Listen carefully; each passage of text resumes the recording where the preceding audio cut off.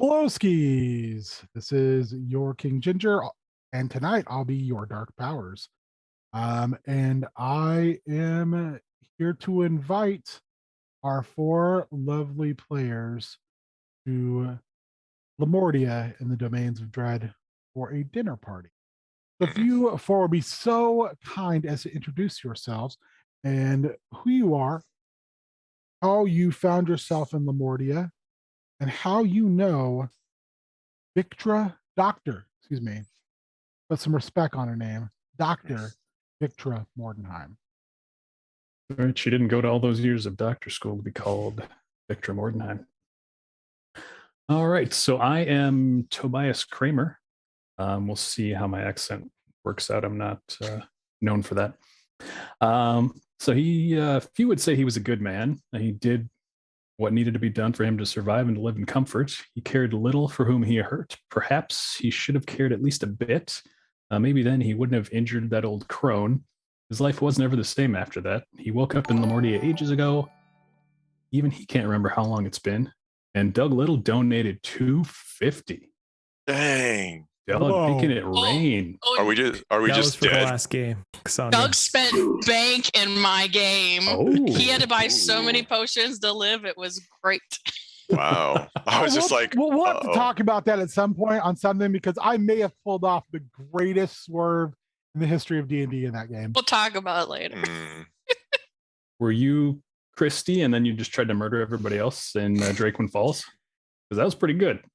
Yes, basically, but I told James about that idea before he built Christie's thing. Or Ben told James about it. He stole my idea.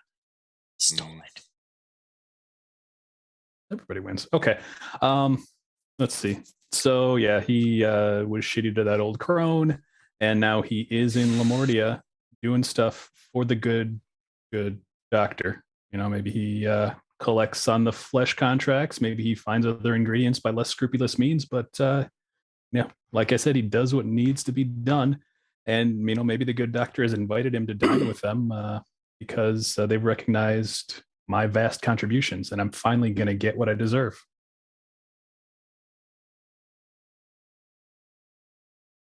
Oh, you're muted. Your mic did the thing again. It stopped working on him in my game, too. You had to, like... Maybe you are? Yay! Yeah. There you are. I don't know what happened, but yes. Pinky face. All right, who's next? Keep going around circle. Yep, Ryan's next. Oh, weird. I'm so used to going last in these things. Hello. My name is Ardmore Sawtooth. Perhaps I wasn't the accomplished miner that my father was, but I was 1,000 times the entrepreneur. To handle a pickaxe? No. Fire the forge? Look, I've people for that, if I'm being honest with you. Could I make an obscene fortune administrating a network of mines secreted in the foothills of my father's hard-earned land? Yes, obviously, that's why I'm here. My brief dalliance into magic were folly at first, but it quickly became the linchpin of my enterprise. As it turns out, some well-placed fire is very good at collapsing a mine. Indeed, it's quite profitable to promise pay at the end of a job, only to lose the crew in a tragic accident when the mine starts to run dry. So it perhaps wasn't the most surprising thing when I disappeared one misty autumn evening and hit the ground running in Lamortia. Now, I didn't have any land there, but there was no shortage of misfortune to exploit after all. And, well, one thing that there is an abundance of is death. Meat. And once everything was cut and cured, most of my newfound customers didn't even realize who they were eating. And those who did paid a premium. Frankly, it's about time the upper crust pays me the respect I deserve.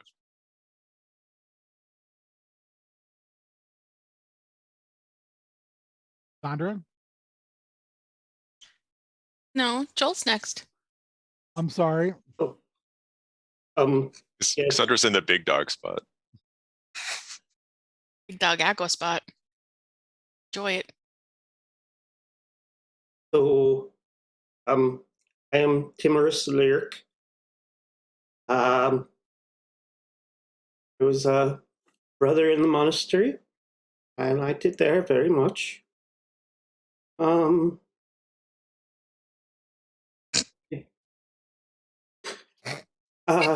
so the shepherd who care of Lamordia, he passed away. So the Archbishop promoted me to come here and and serve the folks of Lamordia as their spiritual guide. I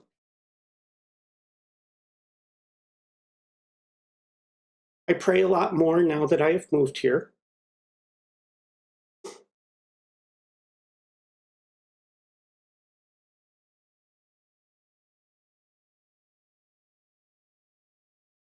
Praise heavens. Finally, Lara Blackhilt. Sorry, that killed me. That was great. Okay.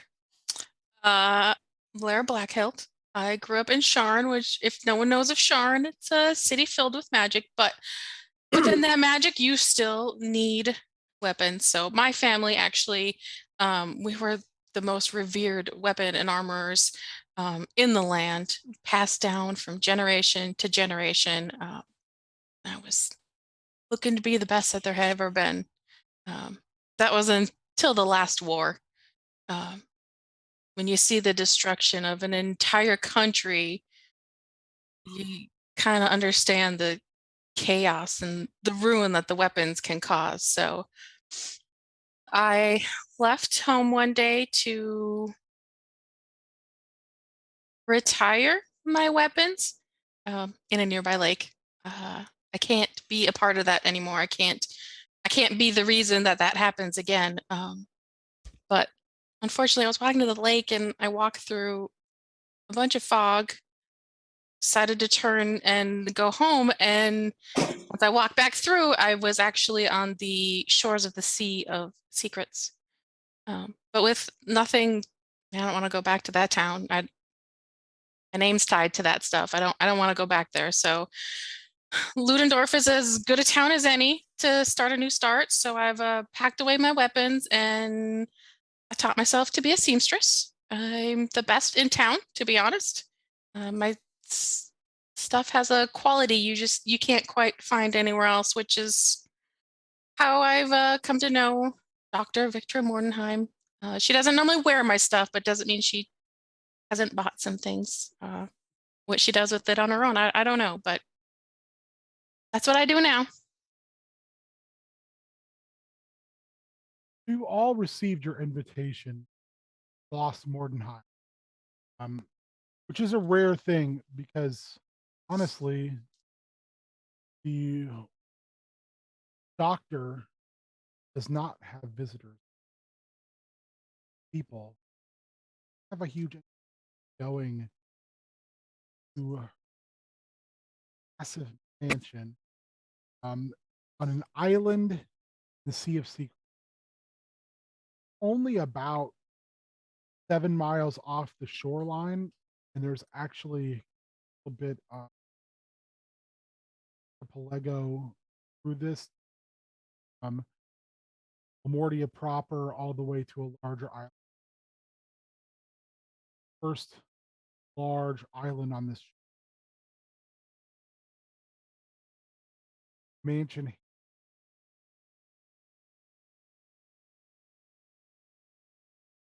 Sea of Secrets, brutally winds, literally he will freeze over. That is treacherous cross. Waves beneath so strong they cause the ice to crack. Tumultuously rise up. Ship generally takes people from Ludendorff, Schloss Arbrecher, Schloss Mordenheim, the boat known as the Iron Goose. Front of it, a giant iron icebreaker. However, because of your to get Dr.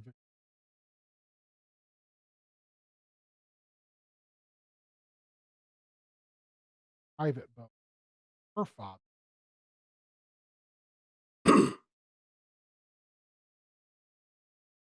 very material from the shore of Lamar.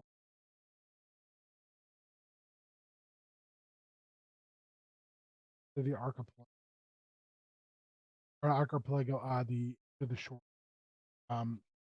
You were brought there in a nice carriage, which are brought there all together. Assuming this is all of you are, is the largest city in the, also on. Find yourselves all sitting together. This very lush, and I've lost word. This very lush, not a cart. It's a Carriage? carriage. Thank you. Oh man, my brain just went. Used them all in the last of my game when you took over. Goodness gracious. It's about 6 miles from Ludendorff to New York. That sounds menacing. Distraction. Too much talking last night about extraction points and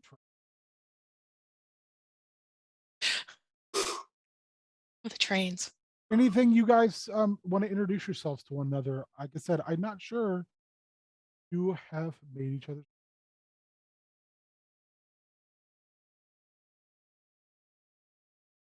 I mean, if anyone's bought any fine clothing, it was probably from me. Black Hill visit. Yes. Oh, yes, I believe I've had people procure things from you to bring to me. They were fine. I hope they're holding up well for you. They are. I appreciate your business. Well, you're welcome for my business. I'm actually wearing something of yours right now. I hadn't purchased before. It's expensive but nice. You will find that it will be around for quite some time. It's well worth the money. And it looks very well on you too. Thank you. It's funny, Black Hilt. It's more of a smithy name, isn't it? My family used to be smithies, yes. Oh, really? With good repute, or You could say that, yes. I could say that, but I'd rather know. From where I've come from, yes, good repute. But there are things that sometimes you move on and try new. You learn new skills. Sure. Charming. The ride is a little bumpy. The wind outside is just howling. There is not so much a storm, but heavy flurries coming in from the bay, and it is, you thinking, just based upon your time here, only going to get worse. There is no moon in the sky. It is just a black, clouded, featureless sky. Occasional flashes of lightning jumping between the clouds when you feel your carriage come to a stop. You're here already. The carriageman gets out, opens the door, keeps his hood low. The dock is over there. All right, so I'll get out. They'll help you out. Make me a perception check. Everybody? No, just Nate to start off. Excuse me, just Tobias to start off with. That is 14. It must be cold being outside on driving that carriage because that dude is, even through all the layers of clothing, it's cold. Like you touching him, you're like, geesh. Well, your hand's like ice. You need to get warm. Even with these gloves on, the wind cuts right through you. I might as well be dead. Offers his hand to Ardmore. I will take the hand. Helps you down the whole time, keeping his head low, not making eye contact, his hood covering about down to his nose. Next to, I mean, again, if someone wants to make a perception check while this is going on, besides Tobias, please let me know. Sure. 10.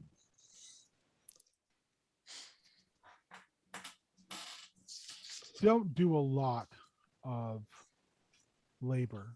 No, It's just not your thing. certainly is not. But much like Tobias said, this person, it's, you can't place where you felt such cold before because usually you're so well dressed and kept warm that it's just, this feels odd. Lyra Blackhilt, I'll step out. the coachman offers you his hand. Is there a D&D equivalent of a business card? Yeah, we'll say like a micro scroll. I give him one and be like, it seems like you might need to stop by my store for some hardier clothing. Oh, miss, I could not afford your goods. Just come by when I'm in the store and we will come to a bargain. Oh, fine. He tucks it in one of his little mini pouches. Thank you. You're too kind. I'm focused on that, so I don't make a perception check. Last, he offers his hand to Timorous. He says, Your Holiness. Thank you. God bless you, son. Seems very chilly. Right, cold as hell out here. Maybe I'll see you, or I don't know, anyone in services one of these weeks. Oh, well, I hope everyone is in your prayers and blessings. Yep. Do you want to make a perception check, Timorous? Sure. I will give you advantage.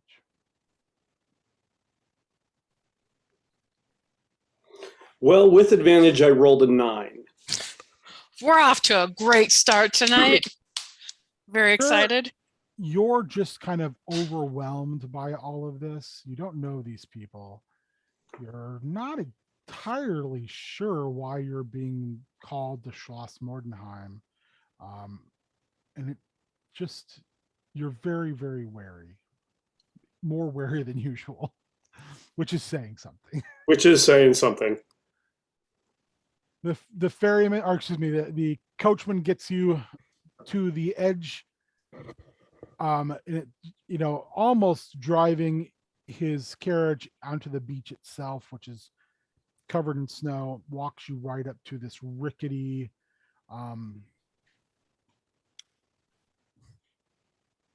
Gangplank Dock? pier. Doc. pier. Yes. My goodness, I am so sorry. It's covered in ice and snow. But leaning against the first post, there's canes, and there's one for each of you, and it's got a large metal spike on the end of it. Don't lose that. It may look like a thick ice, but if you fall through, I won't be digging you out. What is the pokey bit? What is that for? He takes it and he slams it into the ice. Come on. Handhold. Walking across the ice? Oh no. He walks by to the side of the carriage and he loudly rings this bell. And then he jumps on the carriage and drives off. From the water, you hear another bell. Slowly coming closer. Through the flurries and a little bit of fog, a metal ferryman's boat comes crunching through the ice. On it stands two pretty large individuals, both probably about 6'3". And one is operating a pole, kind of pushing it through the ice.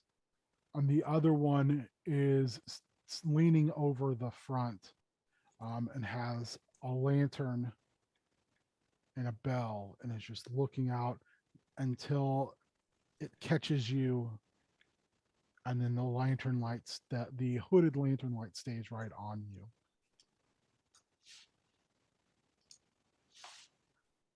The ship pulls right up to the edge. And the ferryman offers you his hand. I will take the offered hand. Make me another perception check, please. Sure.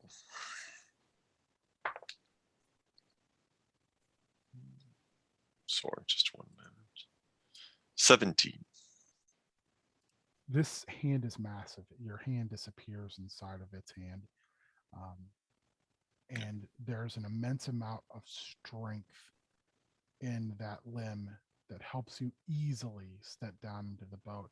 You feel very safe when this hand is holding you and putting you in the boat, because you're just like, if I was to slip and fall, this thing is not letting go. You were certainly cut above the carriage, man. Good on you.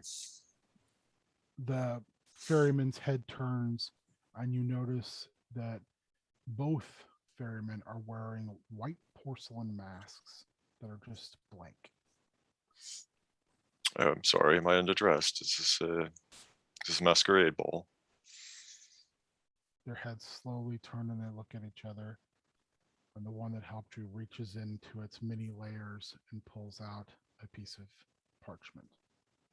I'll take the parchment. You unroll it, and in a very, very almost perfectly written, perfect handwritten, almost meticulously written scroll. It basically, you're known that this is these are servants of Dr. Mordenheim. With the weather being the way it is, she deemed you all too important to not send two of her best servants. You'll have to pardon the fact that neither of them speak. But they listen very well, and they are very skilled at what she has tasked them to do. Yeah. Well, what's a comfort to know? Thank you. You'll go. They both nod very slowly. We'll go sit in the best seat. The ferryman offers his hands to each of you in turn. I'm assuming you're going to take that hand. I assume we should take a spiked pole as we go, just in case. Yes, I took a spiked pole. Yeah. Okay. I yes, tuck my existing. Oddmore has a cane, which he will tuck away. And this would have made you much safer on the pier itself, just by. Yes, obviously. I don't feel the need to have you make a dex save right Sure. now. You're sailing back across this stretch of water.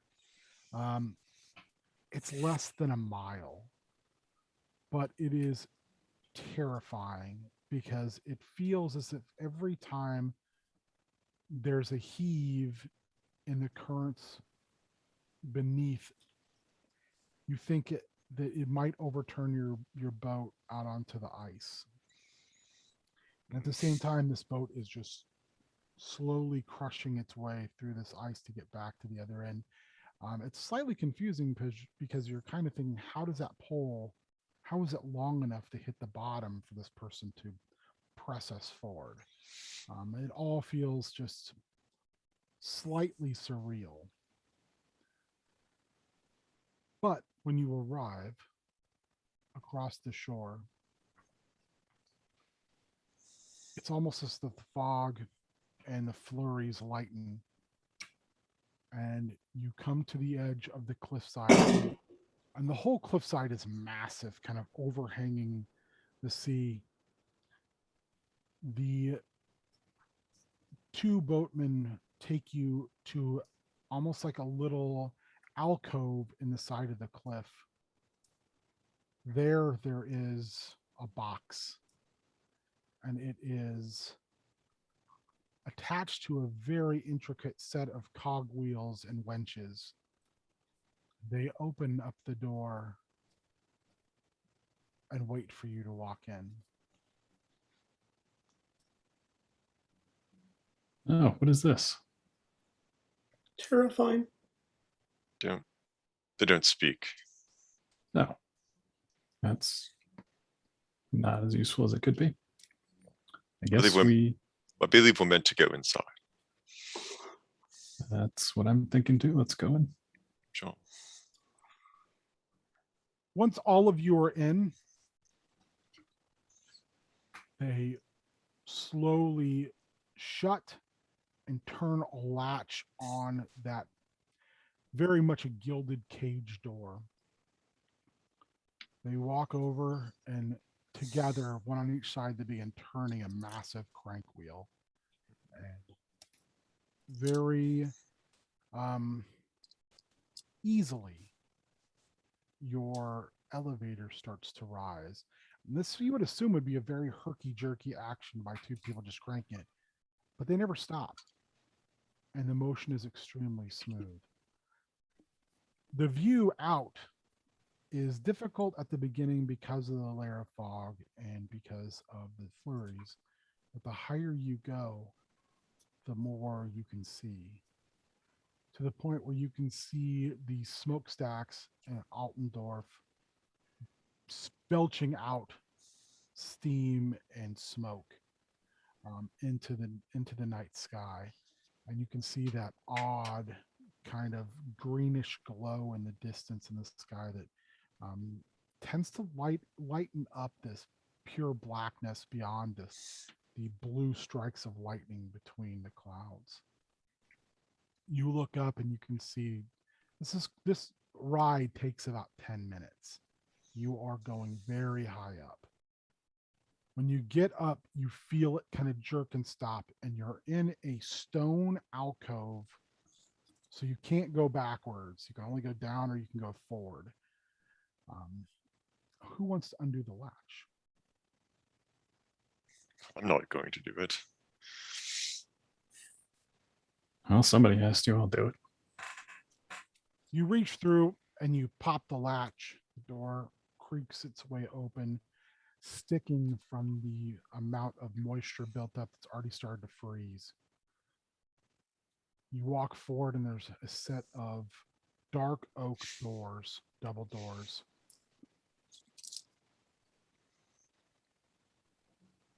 Well, Do we knock or do we go in? Have you not been invited to a place before? You obviously should knock before you enter. You knock. One of you. But no one answers. You can hear the wind howling outside these doors.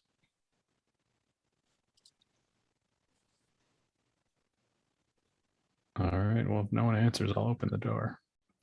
You open the doors and you realize you're in a little building on the edge of the cliff. And there's a long winding set of stairs heading up to Schloss Mordenheim proper. The steps look like, for the most part, they're in good shape, but not all of them. Are they icy as well? And at one point, they do cross over an area where some of them have fallen off. And there is a large spot where, if you fell, you would fall into nothingness. So I'd like you all to make your way up the steps, and then you can make me a dexterity check when you reach that spot. Unless you've got something you'd like to do instead. A check or a save? Check, not a save. Okay. If you have acrobatics, you can use that. Certainly don't. Not athletics. You know what? I'll let athletics go too. Oh, that was very good roll on my part. Good job, me. That's an 18. You take a moment, you steady yourself. All those years of striding confidently around in those long steps make it easy for you to glide your way gracefully across, as if you've never even slowed yourself on your long climb up to the actual door proper. You know, Oddmore says on the other side. Oddmore is also, I feel like he'd be all right at this. He's a low center of gravity. He's a dwarf. He isn't getting buffeted by the wind too much. Just says on the other side, sort of looks back at the assembled, just says, you know, it's really a pity. Ceasing to maintain your infrastructure is typically the first sign of declining wealth. You hate to see it. Who's next? I'll go next. I rolled basically what Ardmore got. I might be off by a number. It was an 8. So Tobias hops across thinking it'll be pretty easy. Tobias, you hit some ice on your landing and your feet start to come out from underneath you. Would anyone like to do anything to help Tobias Kramer? Don't fall. Does it involve moving, or could I like reach out my walking stick and kind of steady, You do that. like give him something to hold on to? You can do that. Okay. Make me a deck save at advantage, Tobias. Right. And that's a 19. You realize I'm falling. Like I'm going to be, and then you feel a stick in your back. I'm assuming you didn't use the pointy end. Did there. not use the pointy end. Pushes you forward very, very slightly, and you're able to regain your feet. And you turn around and look over your shoulder, and Lyra Blackhilt's stick is out. And Thank you, Ms. Blackhilt. Anything, anytime. Who's next? I got a 19.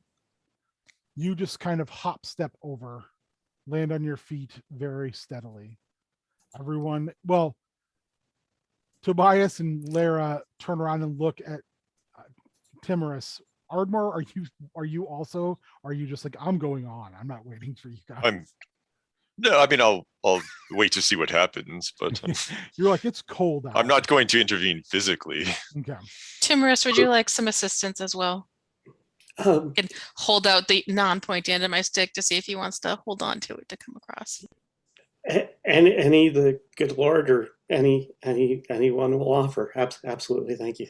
Thank you. You can make your check at advantage then, Timorous. I'm also going to try, this probably won't work or do anything, but he's going to try to do Sacred Flame to like melt the bad part of ice. You can do that. But it's not actually fire. So I don't think it will do anything to the ice. You know what? Why don't you roll me percentage dice, and we'll say you have a 25% chance of it melting the ice. Do you want high or low on that end? Oh, let's say low.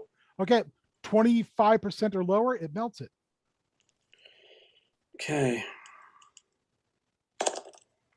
87. So nope. You say a private word and you move your hands, and you used to feel the power of your God flow through you and ignite, and basically its power using you as a conduit, like a loud, sonorous choir in your head when this would happen. Loud, bold, strong, but now it feels like it's miles away.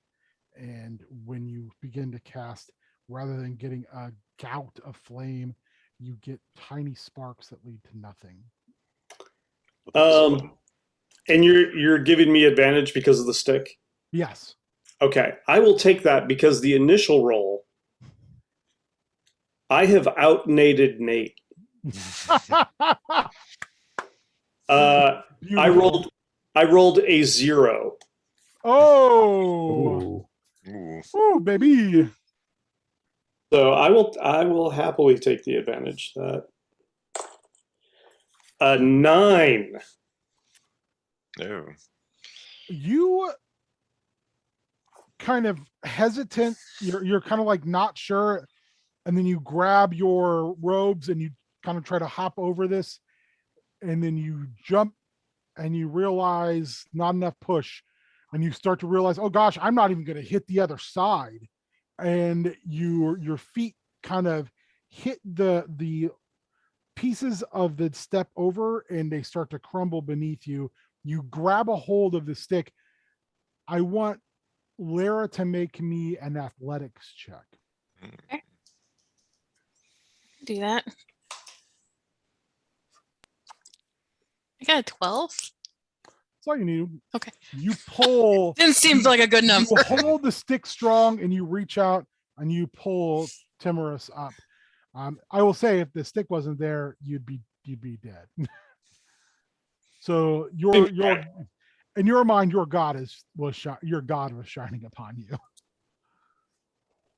Oh, praise God, and you, and thank you. It is.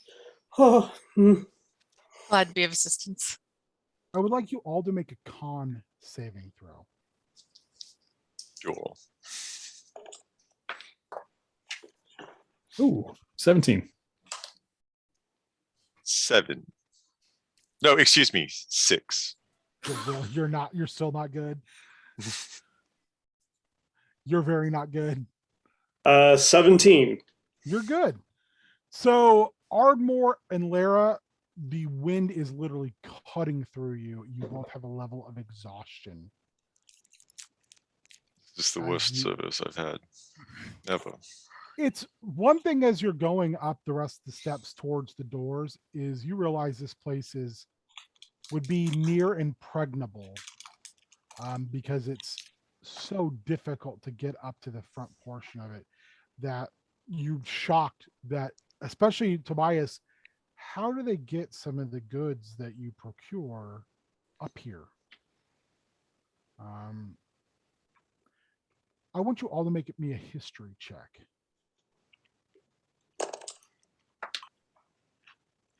It's cocked. 5. Referee, I got till 5. 19. That many. 15. 15. What'd you get, Four- Lara? 14. Timorous, you're newer to Lamortia than everyone else. You just know that the Mordenheims are right up there with the Burgermeister, kind of the social elite. And you know that Dr. Mordenheim is extremely politically powerful and considered one of the smartest people in Lamortia. Lara, you've brought goods across the shoreline before, by dog sled, but only in the absolute roughest of winter. You've never been this far up. You do remember, though, for as long as you've been in Lamortia, there's been a Mordenheim in the Schloss. But you're pretty sure it hasn't always been Viktra. Ardmore, what did you get again? You had a 17? 15. 15. Lara, what did you get? 14. 14, okay. I had a Ardmore, 15, but I got a -1 in my skill. there.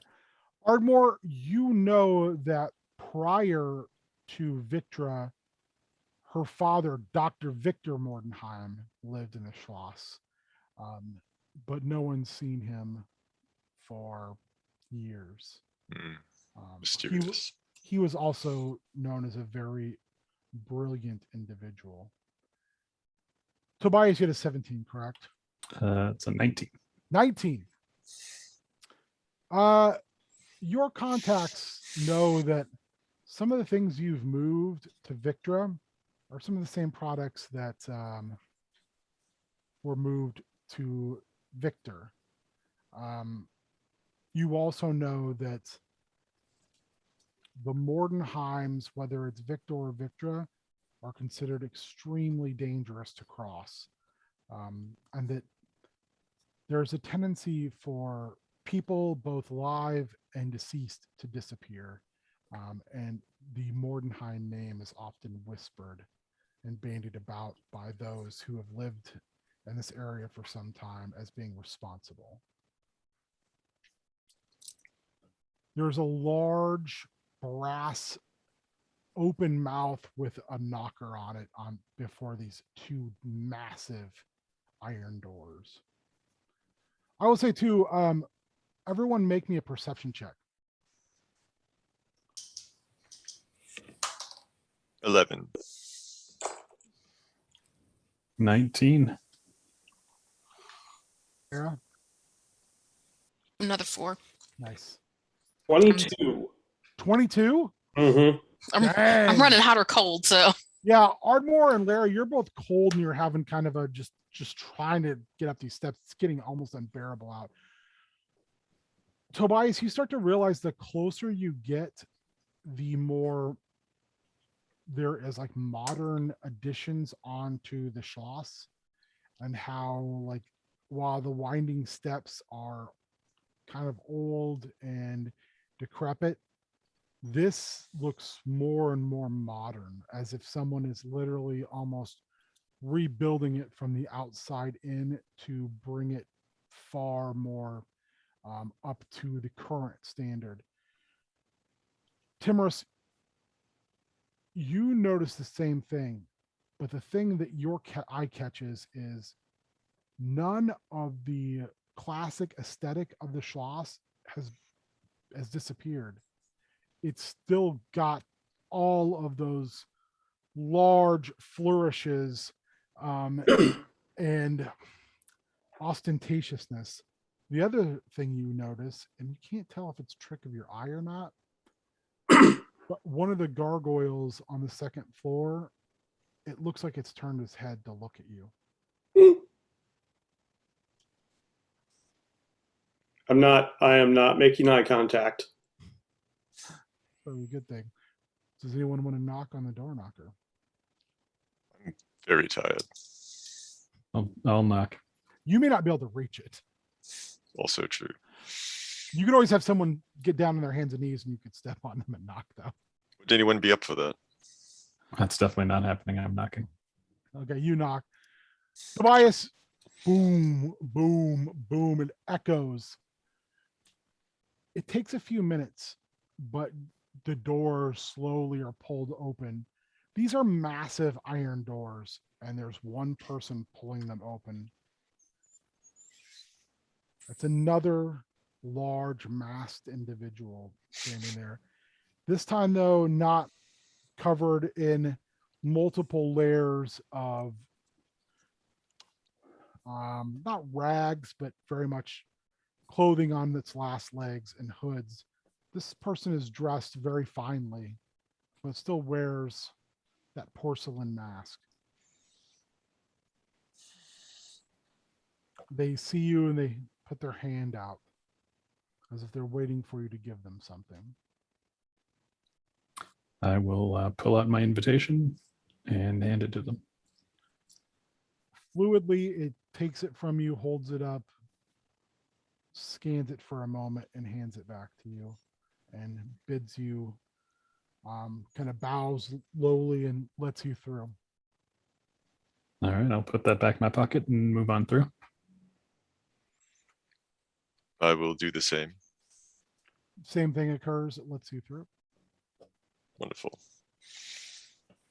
You're muted, Cassandra. right.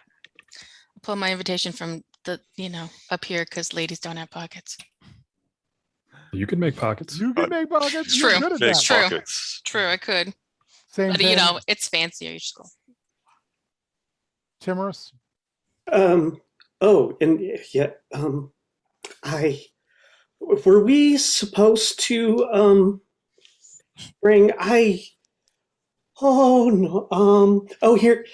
There you go. Had it. It was just I didn't. Same motion, same movement, almost like clockwork. Same passing through. As you walk by, you can hear the two doors being, you can hear the iron on the stone kind of almost making a grinding noise as they're pushed shut. And that cold, bitter wind that was pushing through, even with the doors only slightly open, is gone. Much better. There is an instant feeling of warmth. You can feel it through your shoes, all the way through you, as this building has a consistent temperature, slight bit of humidity as well. Make me a perception check, please, all of you. Oh, Is there there it is. Exhaustion is disadvantage on skill checks, right? Actually, Ardmore and Lara, you're inside now. You can both make me a con check. 10 or better. Okay. I rolled a 15, so that's a 14. You're good. Your exhaustion level's gone. Oh, delightful. You Roll can the feel the warmth coming back into your limbs. Oh, it's about time. I rolled a 16, so it's 17. Same thing. Perfect. 18 for perception. Natural one. I am also very focused on my newfound warmth. I got a 13 on perception.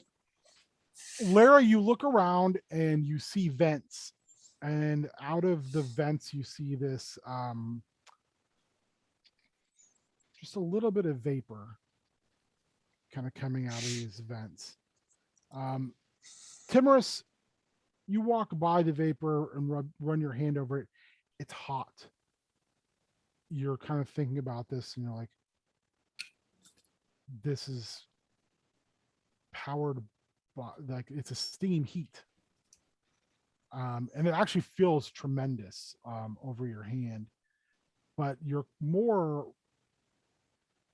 you're thinking like, this is remarkable to heat something that this is this massive with this technology. You've seen this technology before in Altendorf, but never on this scale. I mean, this is hard to even wrap your head fully around if this entire place is heated this way. The amount of power and the amount of, well, you're probably running water maybe directly from the Sea of Secrets in order to be able to do that. It's kind of impressive. Or this whole place is built on one giant lava pit. Maybe. Free heat then. Wouldn't that be fun? It could be. I mean, if that's what you want. If you dream it or you speak it into the world, it could be true. No, don't want that. Timorous kind of sidles over to Laura a little bit.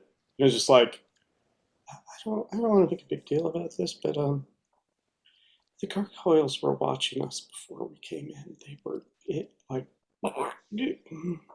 it's just Were they? Mm-hmm. Oh, I must keep my eyes open better.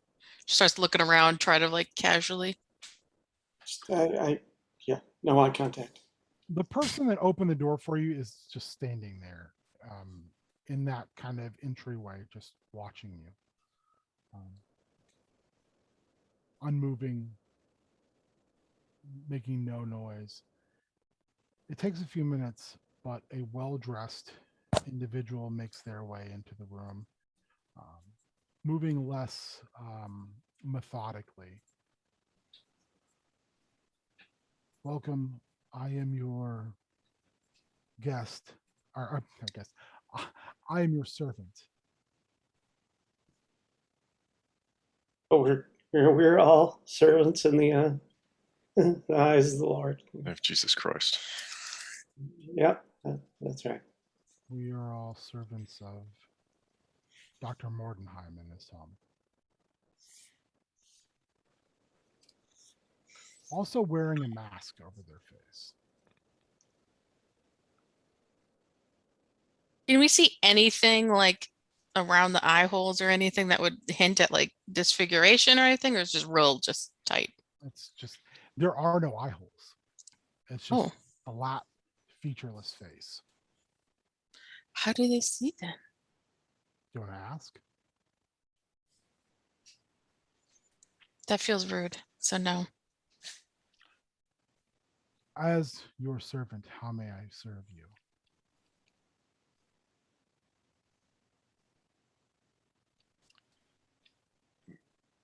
Well, we were invited here. It would be lovely to have an audience with the doctor. The doctor is currently indisposed, and your presence is very welcome. Would it satisfy you to come to the library where hors d'oeuvres and drinks can be served until the doctor is done with their current project? Would be Certainly. wonderful. Of course, yeah. He leads you through a few hallways. I go, come on, Timorous, come with me, and I link my arm in his. I just want to take care of him. He's like a little puppy. He's so cute. He leads you through it leads you through a few hallways and then opens two double doors, and there is a massive library. The guest library is yours. I shall be back shortly with your refreshments. Thank you. Oh, I'm not sure if you were aware, but there are a number of steps on the way in that are crumbling or otherwise out of service. I'm not sure when your guests, you last had guests, but I just thought it would be something you may want to take note of. The doctor has had no guests. Oh. You are the first. Well, then you are welcome. I shall alert the doctor to your concerns. Thank you. My name is Ardmore, and I must lodge a complaint with the management. Several of you nearly died. I'm So great. I know it's perfect. I love it. You're not wrong. So there's a large fireplace. There's a raging fire in it. There is a owlbear skin rug. All the chairs are meticulously crafted and almost overstuffed. There are bookshelves literally on every wall. As you go further towards the fireplace, they go from being meticulously kept to haphazardly pushed around. There's even some on the floor. There's a set of chairs and a small table facing the fire. And then off in the corner, there's a large desk made of dark oak and iron. Is there anything you would all like to do? I want to check to make sure that the owlbear is not watching us. Make me a perception check, please. While Timurce is examining this owlbear rug with concern, Ardmore would like to position himself on the other side and move it with his foot a little. Timorous, make me a charisma saving throw. Oh, that good. 12? You begin to freak out, but then you're like, wait a second. Wait a second. But it's obvious you jumped for a moment. That's very good. Good one. And then he's going to move over and tidy up the books and see if he can get them on the shelf in order. Make me a knowledge check. There is no knowledge. There is no knowledge, only zoo. Yeah. Make me Intelligence just or give me a flat intelligence check. Okay. 16. There are a ton of tomes here that, as you look through, based upon where you were raised and your religion, these would be considered almost blasphemous tomes. But they're still strewn about. Is the compulsion to organize stronger than the fact that you're touching concern about- blasphemous tomes? The concern to be that you'll be damned by touching these things. No, it's more the monastic training of everything should be tidy and in its place. So he's just like quickly alphabetized by title. Yeah, I mean, you can do that.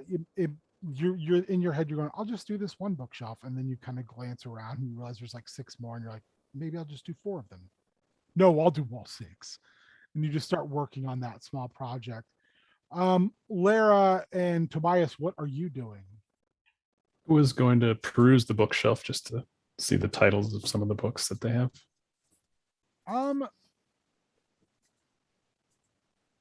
There are a lot. Some of them, are, well, they're books that you're pretty sure no one should have their hands on. But some of them I procured. Yes.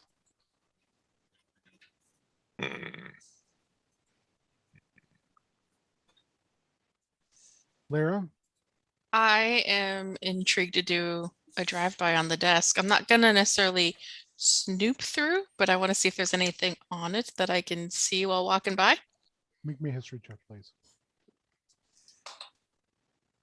Oh, I rolled a 12, so that's an 11.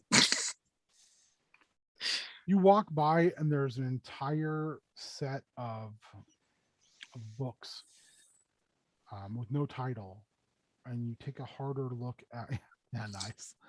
It's a good one. Yeah.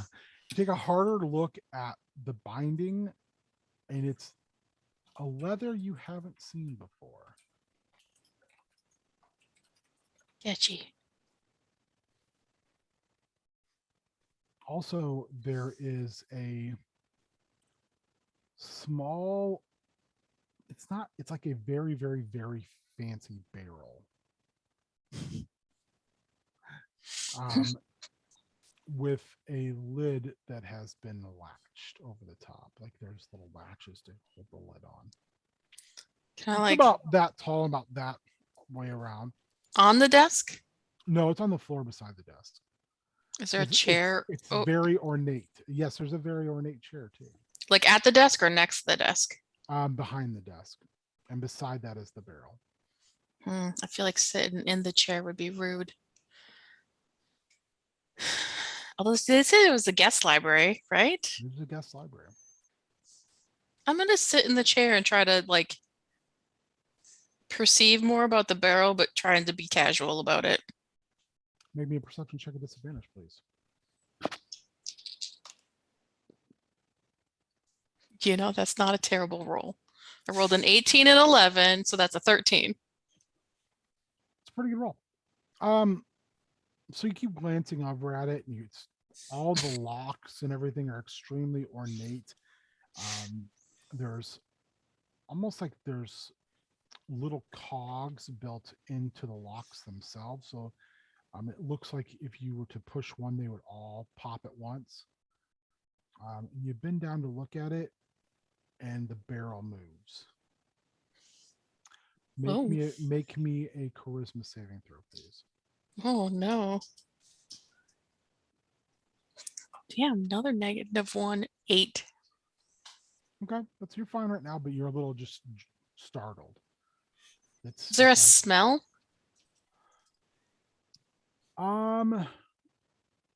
You've built armor before, and you've done clothing. It smells like tanning leather. Okay. Tobias. By the way, if you're not reading the chat, you need to be reading the chat. Because it's good. Good book titles. Yeah, so I'm reading about long pork.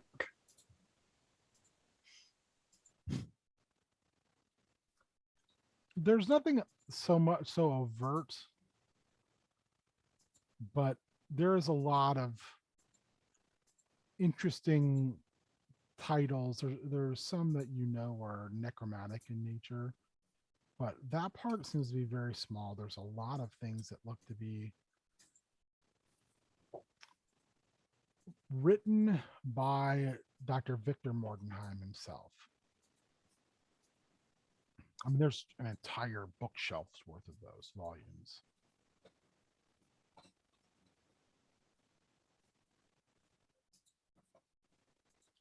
As you all look around, you hear footsteps coming your way. And your servant leads in 3 large individuals, similar to what opened the door. And they're pushing 3 carts. The carts are laden with all manner of food and drink. Your servant bids you to set yourself comfortably if you so desire. Any request you make for food or drink will be met.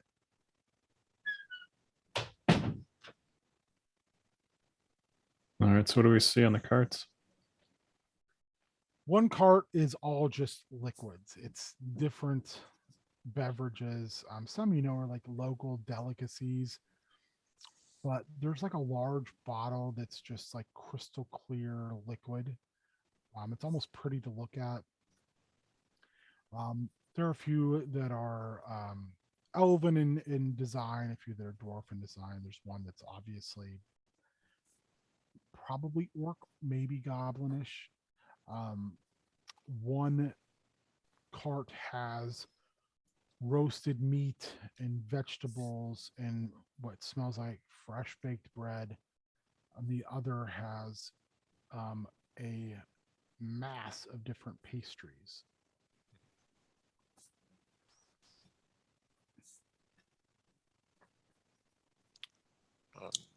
Lara goes for a pastry. They don't let you get it. They get it. They Oh. put it on a plate. A small Yes, plate and hand you it to don't get it yourself. It's pro tip.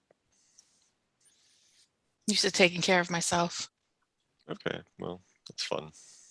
They all repeat this time. We are your servants. We are See? here to serve. See? They like it. All right, I'll point at the large crystal decanter with the clear liquid. Say I'll have some of that. Pour you a goblet of it. It's water. You taste it, Dehydrated. and it's water, but it's the best water you've ever drank. It is amazing. It's you find yourself being heartily refreshed from it.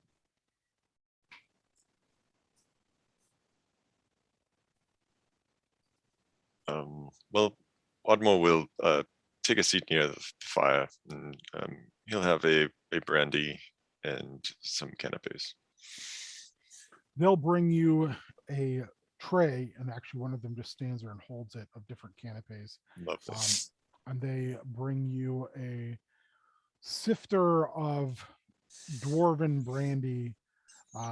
It's not the best you've ever had, but it's pretty Sure. good. It's better than you expected. Sure, for strangers, this is very good vintage. Like, you're not even sure where they would have gotten something like this. Yeah. Life finds a way. Timorous, you finally finished putting books properly on the shelf. You're very Really, that good was at it. probably fast. Yeah, it was very fast. You're like, I'm really good at this. Very tidy. If I could just get like a cup of tea, but like the tea bag has been used like 78 times, and you just kind of quick dunk it in, and then like a little bit of lemon rind, or if that's too much trouble, just warm water, some hot water would be fine. They take some of the water out of the bottle and they fill a little teapot on the bottom. They actually take it over to the fire itself to get it hot and then they put a very, very interesting mix of tea leaves. It smells like nothing you've smelled before in a small glass. Fill it up with that piping hot water, and they literally, one of them waves a fan over the top before handing it to you. Wait till it cools a little bit.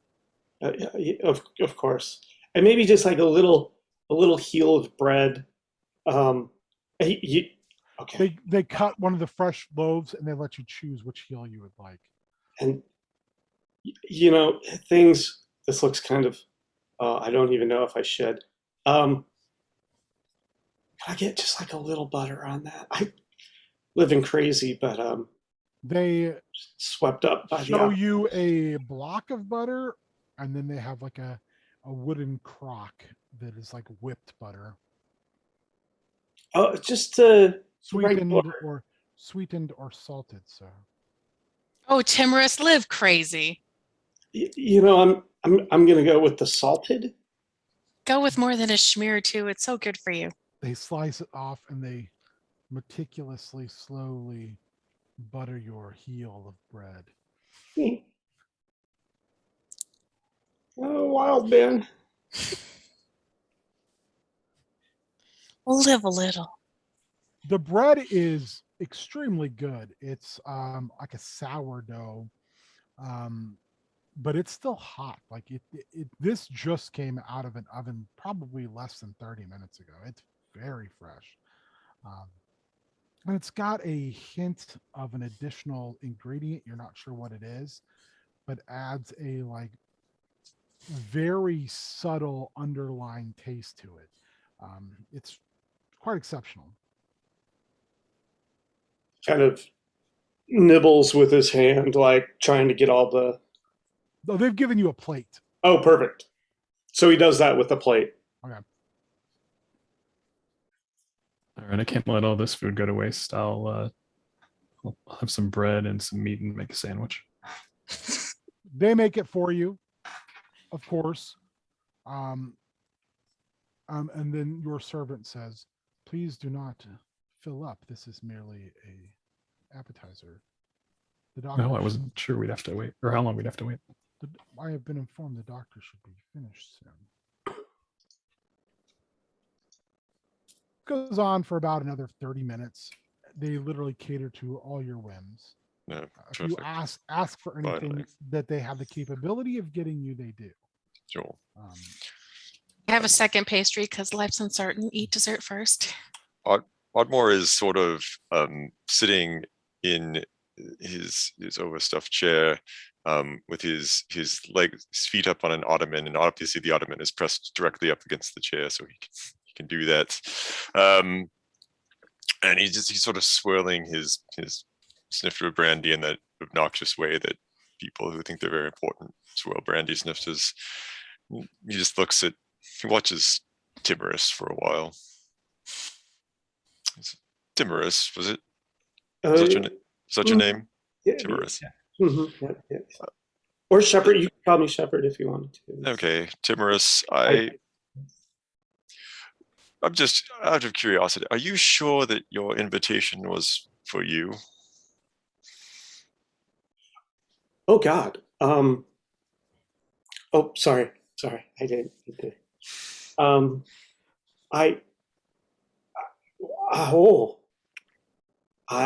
I'm not sure. Oh gosh. It's quite a pickle, isn't it? It did have your name on it, correct? You say that, and they walk over with a small wooden bowl of fine pickled gherkins. And Thank you. olives. Oh, when you start to do that, they stab them with little things, and they actually hold it up to your mouth for you. Oh, I know.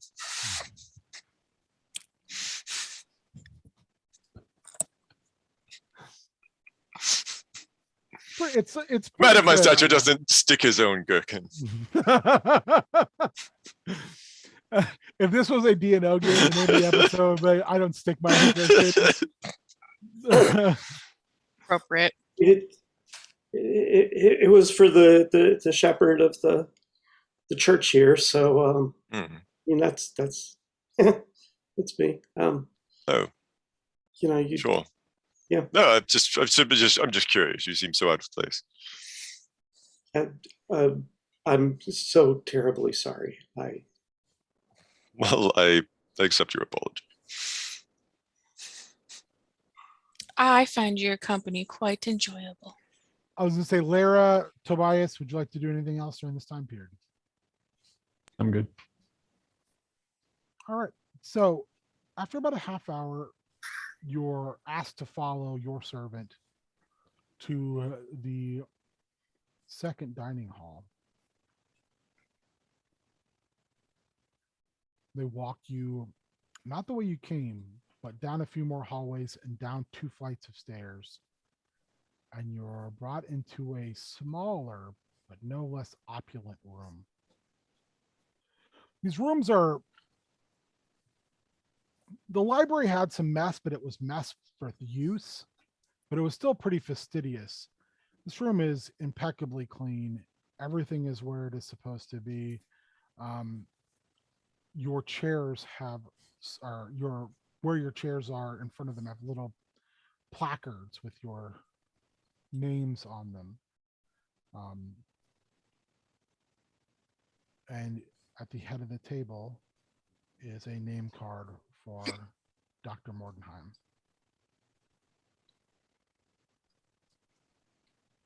Shall we sit? I will wait for someone to pull out my chair and sit They do. my assigned seat. They walk you one by one to your chairs. They pull them out for you. They push them in for you. And when they do so, your servant says, your beverage of choice. Oh, dwarven wine, please. As you wish. And another servant is sent and you are brought not just the goblet of, but a bottle of dwarven wine. Oh, excellent. He checks out the vintage. It's not bad. Again, it's kind of like, this is Sure. better than I would expect a human to have. Sure. And there's not a lot of dwarves in Mordenheim. It's pretty human heavy. Oh, sure. You don't have to tell me twice. Nice. You guys are terrible. It's By true. the way, just for the chat, you each have an inspiration. Excellent. Tobias, you're next. You're brought to the table. Your drink of choice, sir. So I'll say to Ardmore, is dwarven wine better than elven wine? Yes. All right, then I'll have some of that too. Would a more recent year be suitable? I'll try it out. You may not have the stomach for the more aged varieties. They bring out a bottle, and it looks like it's about 50 years after the vintage they brought for Ardmore. Ardmore, make me a history check. Sure. It's caught. 16. While not as prestigious as the age that you have, that's an exceptionally good year. You're kind of like, oh, I didn't think you would have that at all. That's a special vintage. The doctor knows the wine. Lara, you're next. It's the D&D equivalent of champagne. Champagne. Champagne, then. It's elven sparkling wine. She likes the bubbles. Elven starlight wine, we'll say. Sure, let's go with that. Babbling brook wine. They bring it to you. Have you ever had this before? I'm gonna say yes. It's my favorite. Oh yeah, it's really good. When you treat yourself, you tend to enjoy things like this off and on. Treat yourself. Treat yourself. Timorous, you're last. Just some hot water with a little bit of lemon, and if it's not too much trouble, just a little mint. I think I'm going to be eating richer than normal, and the added digestive would probably be helpful. Would mint tea be to your taste?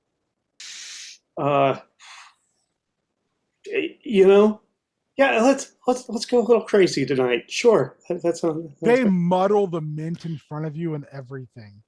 They ask you whether you want honey or crystallized sugar or anything in it, or a slight bit of goat's milk. They offer you every variation possible. That's no need. Just simple. I don't want to put you out. You must try it with honey. It's the best. The mint and lemon is delightful. Thank you very much. The honey is from the doctor's personal apiary. Oh well, I couldn't. I don't want Give to. it a try. Come on, live a little. Oh, this is already so generous. They dip this interesting spoon type device in, and they bring one to each of you, and it's just kind of, it's like I can't name it. It's like a thing you dip in honey. I can't remember what it's called. Honey little dipper wooden thing. Yeah, No one knows the name of it. It's a No one little knows the wooden name of thing. it. I don't know. It's Funny thing. The little beehive on a stick. They offer one to each of you, so you can sample it. Love to. Sure. I don't want to get my hands sticky though, you know. They hold it for you. They're not going to ask you. Good. Mind the beard.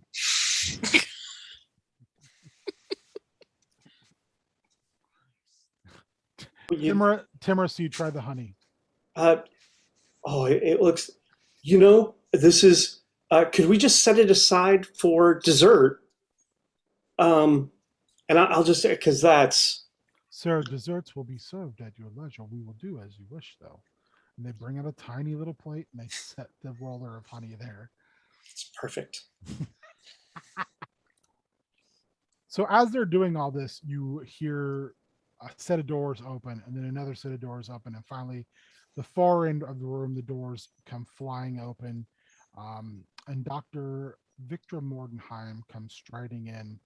She's removing a white lab coat. It's got splatters of blood and other things all over it. Make me a perception check, please. Sure. I want 17. 6. 9. 8. All of you are like, food. Oh, hey. Drinks. Except for Ardmore, and they're like, those look like handprints. Lots of different sized handprints. There's quite a large number of bloody handprints. She's just like walking, and she's just taking it off. Underneath is a very efficiently fitting white suit. She's tall. Her face is very almost angular. Think Tilda Swinton. Sure. I actually was thinking Tilda Swinton. Yeah, like a sharp, short haircut. She bends down, and one of the servants pulls this device that was on her head that just looks like it's a bunch of tiny little eye apparatuses on. They bring a cart out where she can wash her hands. And again, there's a lot of red on those hands. And then she holds them out, they're dried. She takes a deep breath and she walks around the room. Is her suit mine? Did I make it? Yes. This is something you've made. Okay. Does it have pockets? It does have pockets. She walks around very slowly, looking at all of you from behind. She puts her hand on Tobias Kramer. She says, "The sneak. You've been very good to me, Tobias. Oh, thank you, Doctor. From what I've heard, you would have been good to my father. Was he alive when you arrived?" The aristocrat. She touches the chair behind your head, Ardmore. Stranger in a strange land.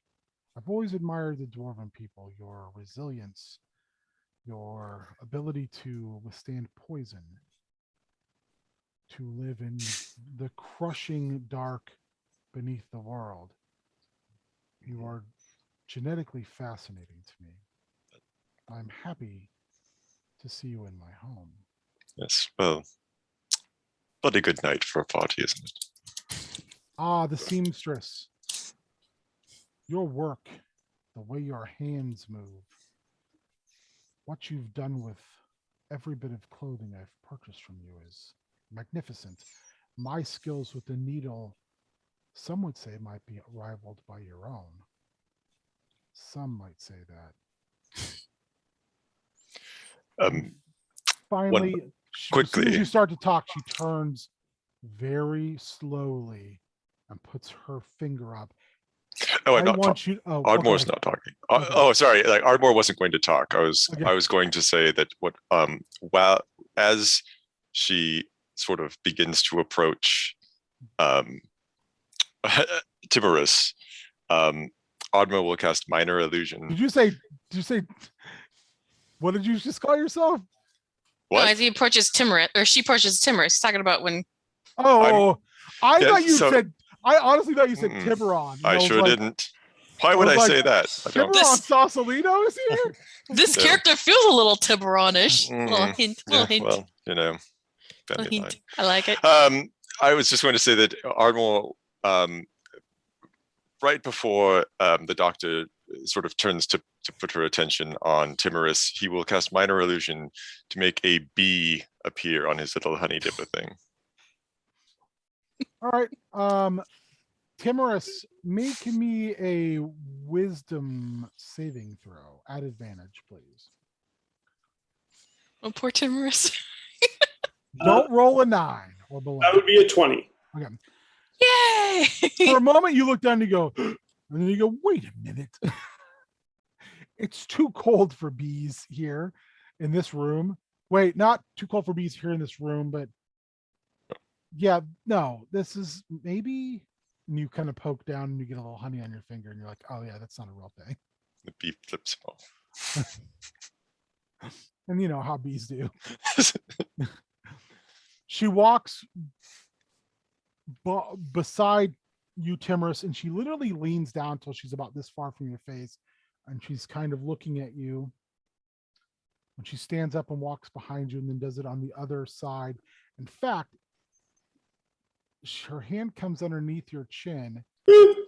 And at first it's quite gentle. And then her fingers tighten and she turns her head and she even like opens her mouth and looks at your teeth. And she says, "You are not the shepherd that I thought you were." I knew it. Tell me, where is your god's previous shepherd? Shepherd Bakeland. His name is inconsequential to me. He very sadly, and knowing that he was a friend of yours, apparently, I'm sorry to be the one to deliver the news, but he moved on to meet our Lord and be taken into the holy house. Everyone, make me an insight check, as it were. So passed away, and they, promoted me to come shepherd the flock here in Lamordia. 12. 5. Ardmore. Also 5. All of you are slightly uncomfortable by all of this. It's a little off-putting. Mm-hmm. Timorous, while you're saying this, you're like, oh, this person is not at all unhappy my predecessor is dead. I feel like I'm being looked at a way a wolf looks at sheep. Although I feel like that most of the time. So this is like when you walk through the zoo and a big cat looks at you like you're a walking buffet and you're like, I don't like that. No, that part of your brain that screams, that goes, nope. That's what's going on right now. Cool. Especially, it doesn't help that she's like pulling your lips up and looking at your teeth. She stops and she pats you on the head very softly and says, you'll do. You'll do. I assume that my servants have catered to your wishes and beverage and food, Well, of course. but not to your fill. No, not at all. No. Excellent. Please all make me a con saving throw. No. Got to switch dice. Those other ones are rolling terrible now. Oh, good. That's actually good. 15. 12. 13? 14. Very consistent. Look at us. Says, I've poisoned all of you. So why you complimented me on my innate resistance to poison? I did. I had to make something special for all of you because of your dwarven nature. I wanted to make sure that what I created would work. Don't worry, it will be relatively painless. I will say, it isn't your death that I brought you here for. This poison will merely induce a coma-like state, but will leave you in a perfect position for procedures I have planned. I'm sorry. Come again. Oh yes, I've brought you here under the pretense of you're celebrating my success, and that's exactly what we'll be doing. We'll be celebrating my success. I have plans for the four of you, and make me another con save. Don't roll under an 18. Sure. All right, we'll see how that goes. Thanks for the warning. I'll add my bonus of 0. Right. Okay. Yeah, I'm under 18. I'm I gonna got use my inspiration just for funsies. Use it up. Oh, yeah, may as well. I have to roll a 19 or a 20. Oh, I can roll 18, 19, or 20. Well, I rolled a 12. I So didn't. 11. Oh, we tied. Look at us. I got 14. Okay. Not helpful. So all of you, like, the room starts to pull away like you're getting tunnel vision. And as you're kind of trying to move, the large servants bend your chairs back so you're flat, and then they slowly scoop you up. And you watch as they're re-washing her hands for her and putting on gloves and applying a new smock. Can we talk? Roll me a wisdom saving throw. 15 or better, and you can still talk. So we're not in a coma. We're basically paralyzed. We can still see. No, you're starting to lose consciousness. You've been Okay. you've been anesthetized. I did not make that wisdom save. I didn't either. I'm really good at rolling 4s. I He's just like- wanted to tell them not to wrinkle my dress. Con save 2. Wisdom save to be able to talk. 23. Yeah. 20. Dance 10, look 3. Timorous, you are like, hey, better, swing, better. What do you want to say? It's just a flood of every prayer he has ever known as quickly as he possibly can get them out, So including things like prayers for bead makers, just every single prayer for successful embroidery, just all of them, whatever comes to mind as quick as it can come out. That is the last thing you three hear, are these panicked prayers to anything and everyone as you black out. Timorous, you're spouting your prayers quickly, and you're trying to keep your eyes open, and you look as they cover Dr. Mordenheim's mouth, and she looks down at you and she gently touches your head and holds her hand out, and they bring her a scalpel, and she smiles at you. Can see the mouth underneath her mask move, and she says, "Oh, Shepherd, I'm the only God here," and you pass out. Would Oh, thanks for You're coming to not- D&D, guys. Yeah. Oh, this is going somewhere. You all wake up, but it takes a little bit because you're not sure what's going on and you're very confused. I'm concerned you've made a Frankenstein of all of us together into one person. I did. Oh, no! Douglas, please post the pic for me, baby. No! You're all playing a body part. Oh my god. Wow. Oh my god. Oh, I can't see it. It's so tiny for me. Of all the things I could have drawn for this weekend. I will send all of you a picture in your Facebook Messenger of the flesh golem stat block. That's what you'll be using. Oh god. I almost sent that to Pop there for a second. Sure, I don't think Pop's gonna want that. What is that? And I'd be like, hey man, it's yeah, It's a, 1/4 timorous.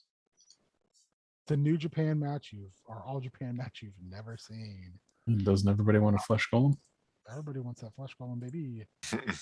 by the way, last time I checked, we're like $85 away from 13 grand. So nice. All right, so everyone get that in their Facebook Messenger. yes. Yeah. So here's how we're going to do things. Sure. Every time there's an action you want to make, if there is a disagreement, so what I'm going to say is, how do I want to do this? I almost said no, you know what? I'm going to let you guys decide. It's by committee. But first of all, I want to know who is what parts. Where's the limb? Your limbs are parts of the body. The right arm. All right, I'll be the left arm. Okay.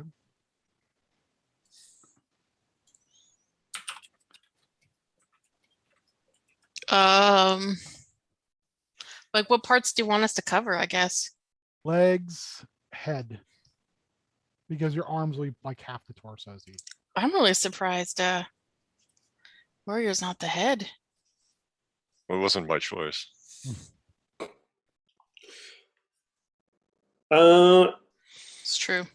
Based off of Henshin earlier and a really crappy rap song, I'll be the head. Okay, I'm a leg. Hey, Where's the other parts coming from? hey, municipals. Am I 2 legs then? Yeah, you're the entire lower body. Oh boy. Okay. Oh, again with the gams. Yeah, Gams. I got the gams. So Lara, you are in charge of movement. You have Excellent. final say on where the body goes. Not gonna complain. It's fun. It's great.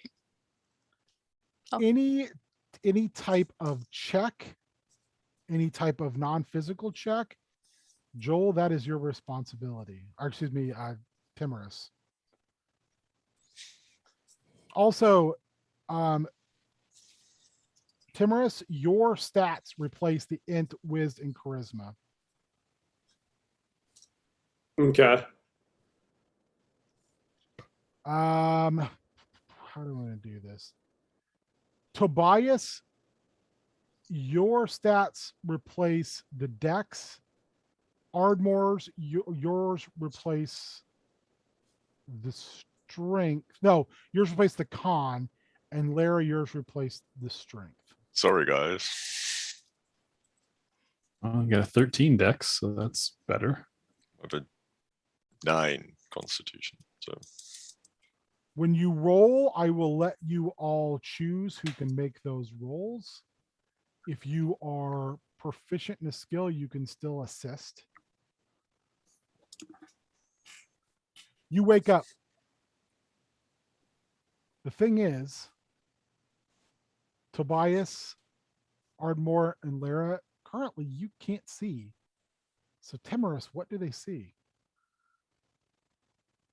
I mean, my first thought is I kind of feel a little more robust than I'm used to waking up. I got some sweet legs. I got Thanks. one short arm, one long arm. And then I noticed the stitching and I'm like, oh no. At least with me as both the legs, we have the same height on the legs. Otherwise, you could have been like Yeah. Walking funny. Timorous, you realize you're bolted down to this cool steel table. You're all feeling very cool and refreshed. You turn and all your body parts are in separate tubes, just floating in this bubbling green liquid. Oh no. No, no, no, no, no, no, no, no, no.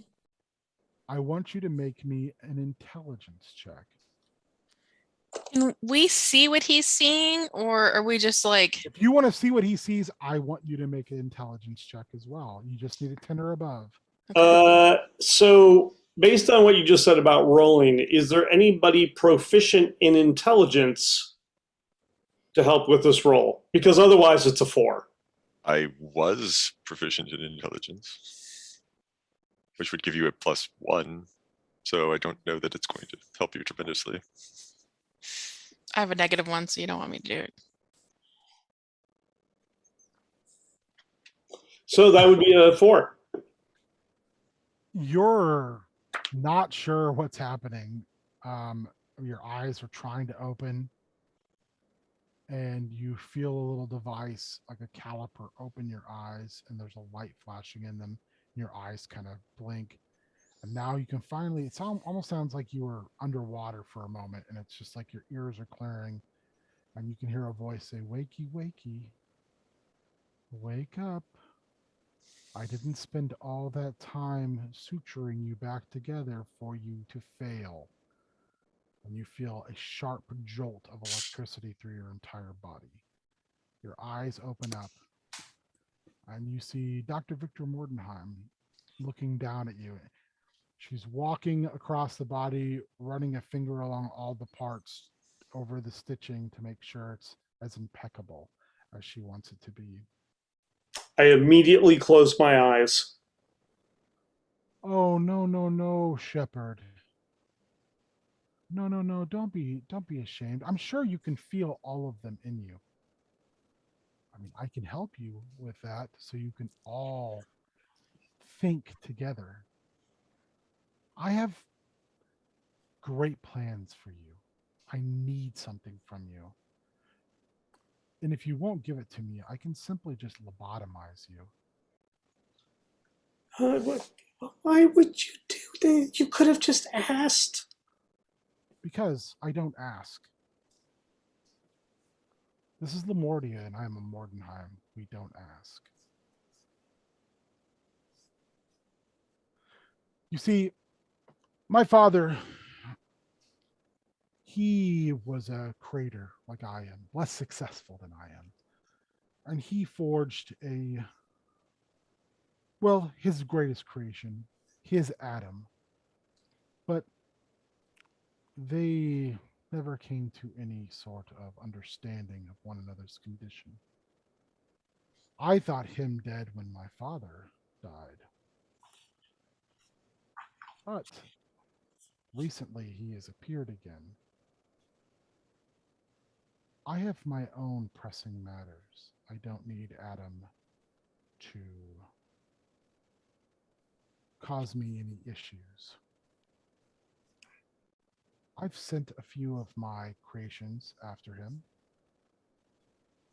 none of which succeeded. So I decided I would be inventive, and rather than construct some hulking monstrosity without much of a thought process, I would take 4 reasonably intelligent and skilled individuals and put them together in a more interesting form. Would you like to be able to talk to the rest of them? The rest of who? Shepherd, and she turns your head so you can see the body parts floating in the tubes. You're simply the coachman. You have passengers. Who controls the stomach for vomiting? It's shared between Ardmore and Tobias. Oh god, that's not a good idea. Oh no.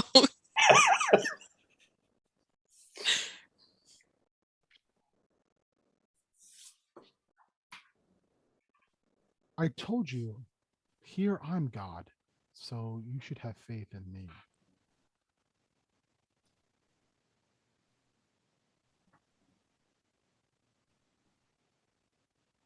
Okay. Now And we your can't hear you microphone again. stopped again.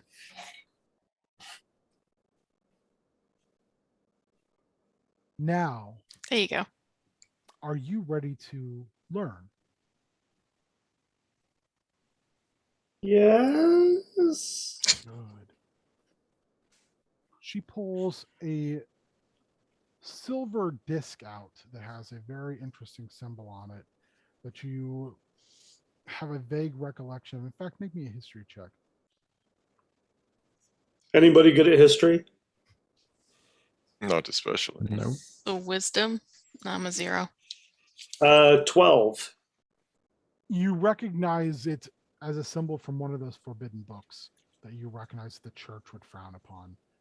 And she puts it on your forehead and then takes what looks to be some type of medical hammer and begins to slowly, gently, rhythmically pound it into your head.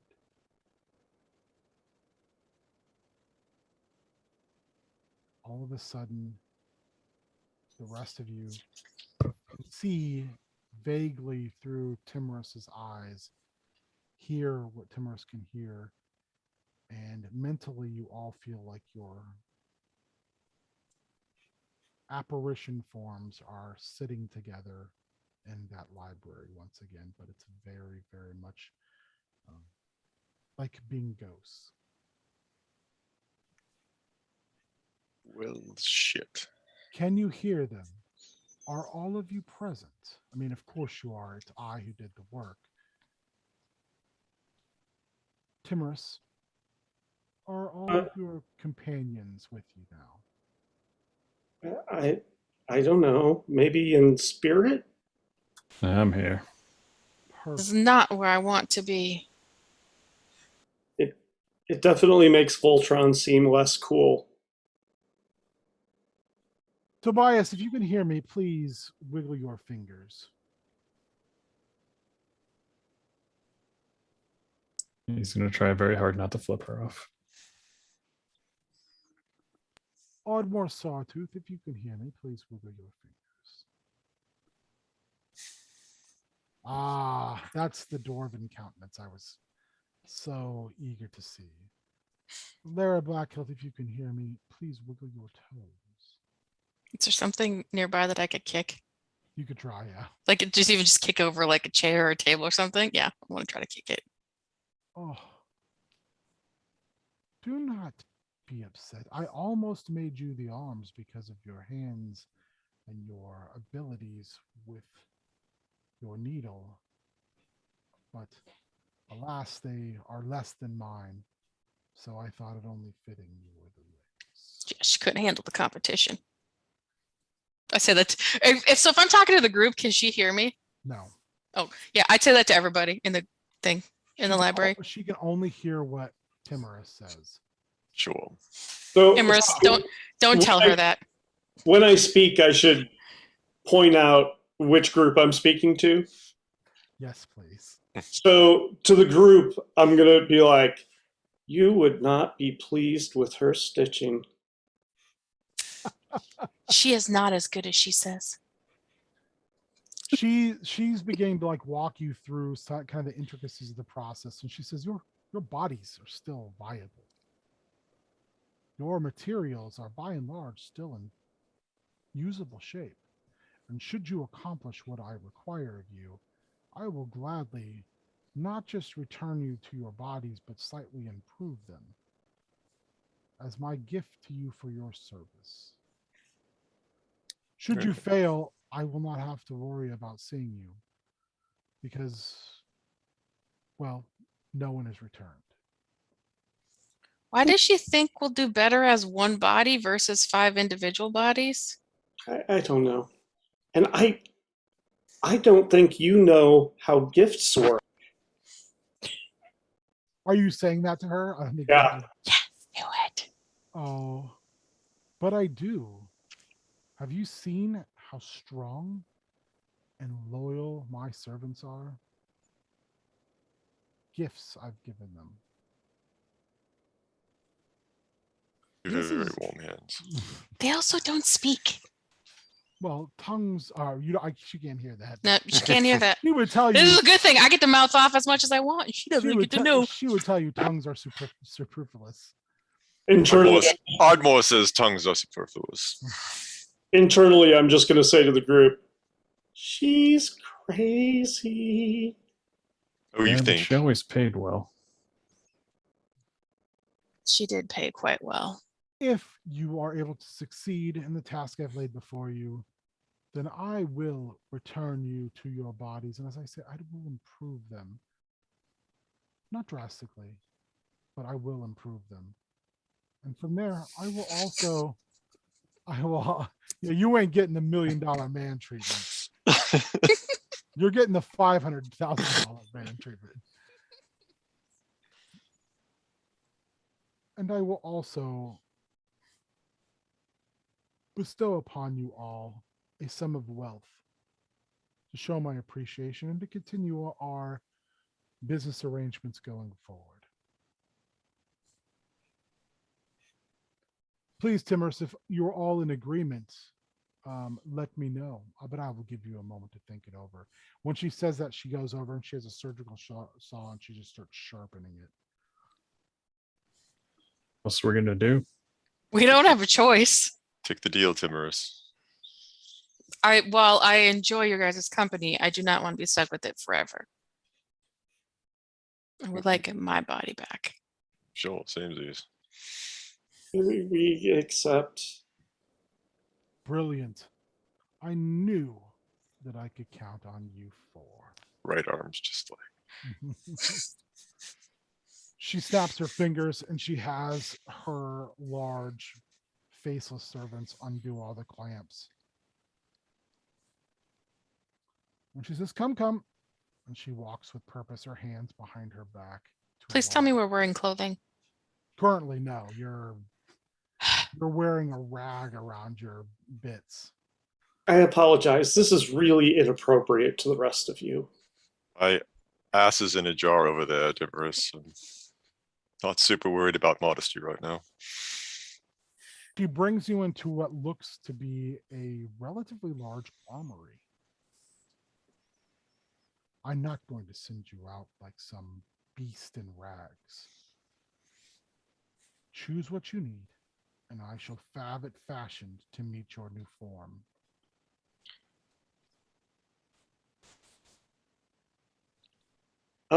What do we need? I don't do this kind of thing. Why don't you find out what we're going to be doing, Timorous? Point. Okay, that's fair. The rest of the group would like to know what exactly it is we're supposed to be doing. She looks annoyed and she says, but Timorous, I've already told you once. Did I make the wrong decision with you being the head? I can cut your head back off and place someone else's head there if that is the problem. Do we want to be more handsome collectively? I mean, I took it to mean that you wanted us to kill Adam. She walks imperiously up to you again, and even though you're a little taller than her now, she grabs you by the chin just like she did before. She stares you in the eyes and she says, yes, I want you to kill Adam. Yep, did you all hear that? I got that. I got it that time. Did we get a sense of like where, like, I'm assuming we're gonna need like warm clothing, like where Adam was? Not in the house. Is he in the house? You're a flesh golem now. You don't need warm clothing. No. No, she goes on to tell you that Adam has always kept relatively far away from humanity, only interacting with them when he's enraged or wants something. She also lets you know that Adam is not dumb. Adam is brilliant and dangerous. He is at Hope's Heart, which is it's the largest set of islands in the archipelago off of the shores of Lamordia. There is from what she has sorted out, her intelligence is telling her there is a burned out building in the center of the island. There's a series of low mountains. Think about like a snowier version of like the Ozarks. I know they're called hills, but they're not really hills if you've ever driven through there. Or like the Appalachian Mountains, so maybe it'd be a better. It's rough. It's not as wooded as, say, some of the woods in Lamordia. It's more just rough land. But there is a burned out building there. At one point, she says she was always told that a distant relative attempted to set up their own space there, and sailors burned it down. Will we need anything specific to do the murder? Well, he's quite strong. He was the apex of my father's skills, and while not as good as my skills, he was still a master surgeon and creationist. I'm counting on you being more creative. That's why you four put together. You have Ardmore Sawtooth's dwarven resilience, and the strength of his ancestors hopefully has not been lost on him through idle years of foppery. Oh, wow. That sounds terrible. Go say that to my face in the other room. As she's talking to you, she's like also walking around, because on the other side of this door where you're in this armory, there's just a room full of tubes that have like boiling liquid in them, or bubbling liquid with body parts in them. Tobias Kramer has always been an excellent procurer. I'm hoping his slick fingers will also work as a slick finger. Nice one, Doctor. Yeah. I mean, I've stabbed a guy before, but I'm not sure when she turned into Dr. Evil for a second, made a double entendre that was completely unintended. Like it. Laura Blackhilt, whether you've known this or not, was a skilled warrior at one time. It took me many hours with loose tongues to get this information, and why I have not given her the ability to swing a sword in this form. Her footwork is impeccable, putting you in a better position to be successful should you decide the more direct approach. And you, well, you have your vaunted spells, don't you? And if you're not going to believe me as your god, perhaps you should call out to who you call God, and they may be able to grant you that serenity of magic. Okay. What would you like from this vast collection of armor and weapons? Are we sitting or standing? You're standing. Okay. Yeah. And you're kind of lopsided because of Ardmore's smaller half-dwarf torso, as opposed to Tobias's longer, leaner.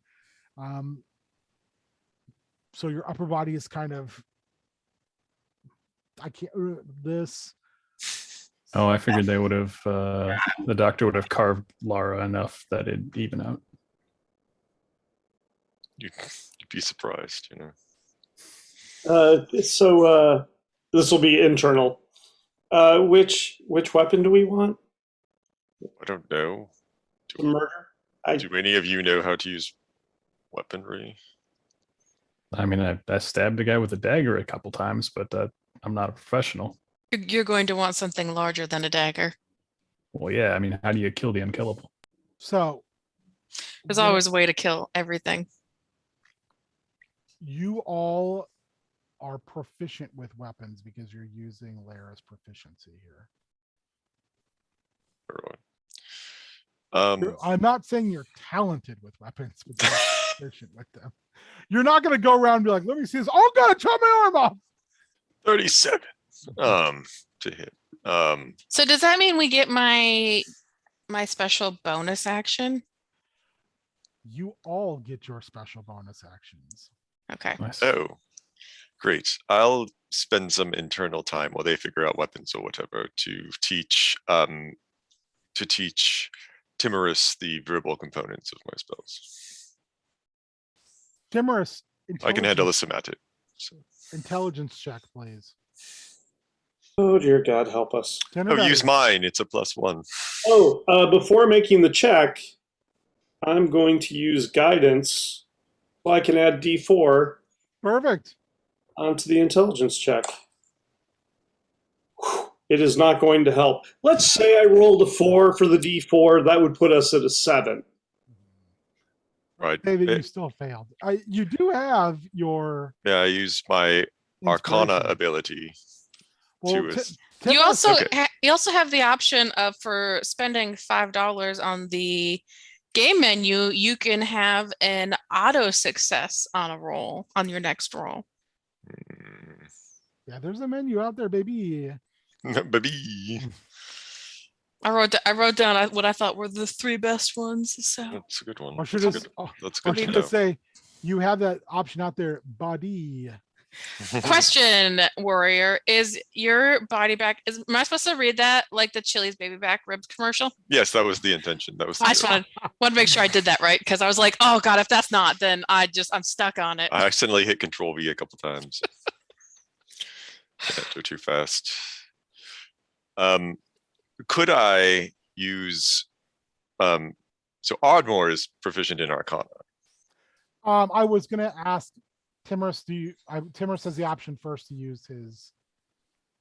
I would let you roll that Arcana at disadvantage, or Timorous can use his inspiration.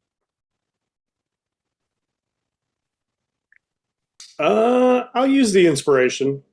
All right, make your roll. Again, I'm going to tack on the +4. I would say you get that. So because I can do that at will, right? So yep, gets us up to 11. That's all you need. You need 10. So yeah, it'll take a little bit of time, but you can definitely do that. Okay. Because you can feel, Ardmore, that your magical energy, like your connection to magic, is still there. No. Good. Like your magical essence is still held within your body. Mm-hmm. As the internal conversation is going, we're going to do the awkward, each part kind of has its own brain, walk over to the wall. And Timorous is strongly encouraging us to pick up the biggest shield on the wall. Actually, I would recommend that because my bonus lets me shove someone while holding a shield. So I would recommend a long sword. So you can one-hand it or two-hand it if we drop a shield, and then a shield. Okay. What about our survivor talents, Ben? Yeah. With leveling, you keep those? Okay. Yep, you keep all those things that kept you special, you definitely keep those. Perfect. I'm going to ask Vic if any of the swords or shields are particularly better than other swords or shields. I mean, I'm going to be able to pick out the best one, I'm sure. Like on the wall, Ben, right? I'll be able to, I could tell. You see the items there's like a grouping of them where they're definitely, they're not magic, but they're like master craft. So they have a plus. There's nothing magic here. although there is a small collection of adamantine weapons. Does she point out the vulnerabilities with adamantine and fire? Hi, odd or even, Nate? I am odd. She does. She said that she's sent previous parties out armed, but every time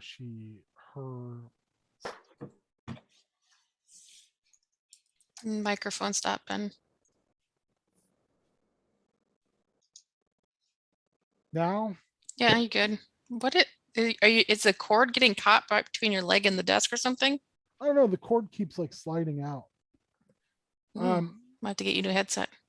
She says that every time that she had sent a party out with adamantine, those weapons never were returned. So Adam has a bunch of adamantine weapons, which seems oddly appropriate given his name. She also knows it does injure him. These weapons will cause him significant pain and assist in doing actual damage to his form. And much like you, fire is the bane of his existence. Oh, good. I know lots of fire spells. Be very careful because some of the science used to hold you together and to keep you animated is extremely flammable. Oh, good. We're flammable. Good. Very good.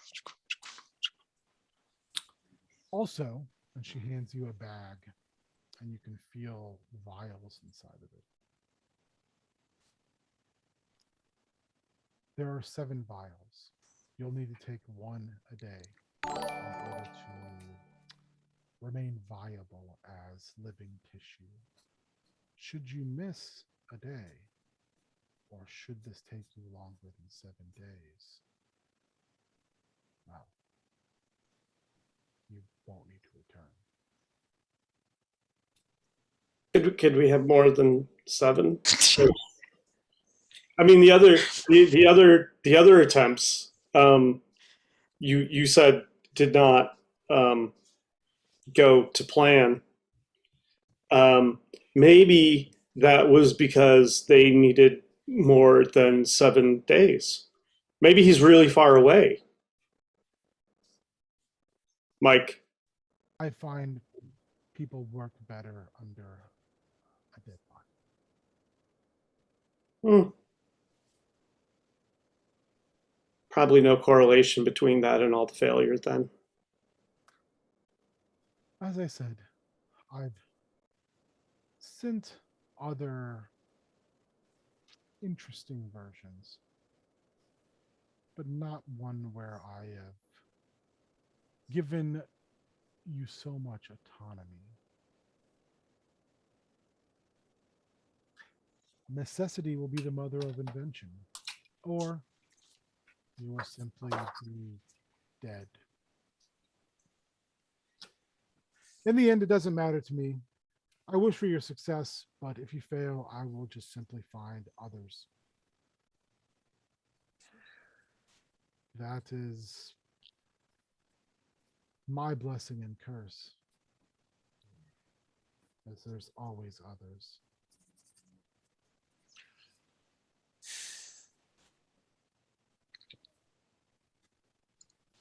Okay, so long sword and a shield. I'll leave you to it. And she walks out very, very confidently. One of the smaller masked individuals looks at you as best you can tell with no face, and says, "Please point out what you would like to be fitted to your new form, brother."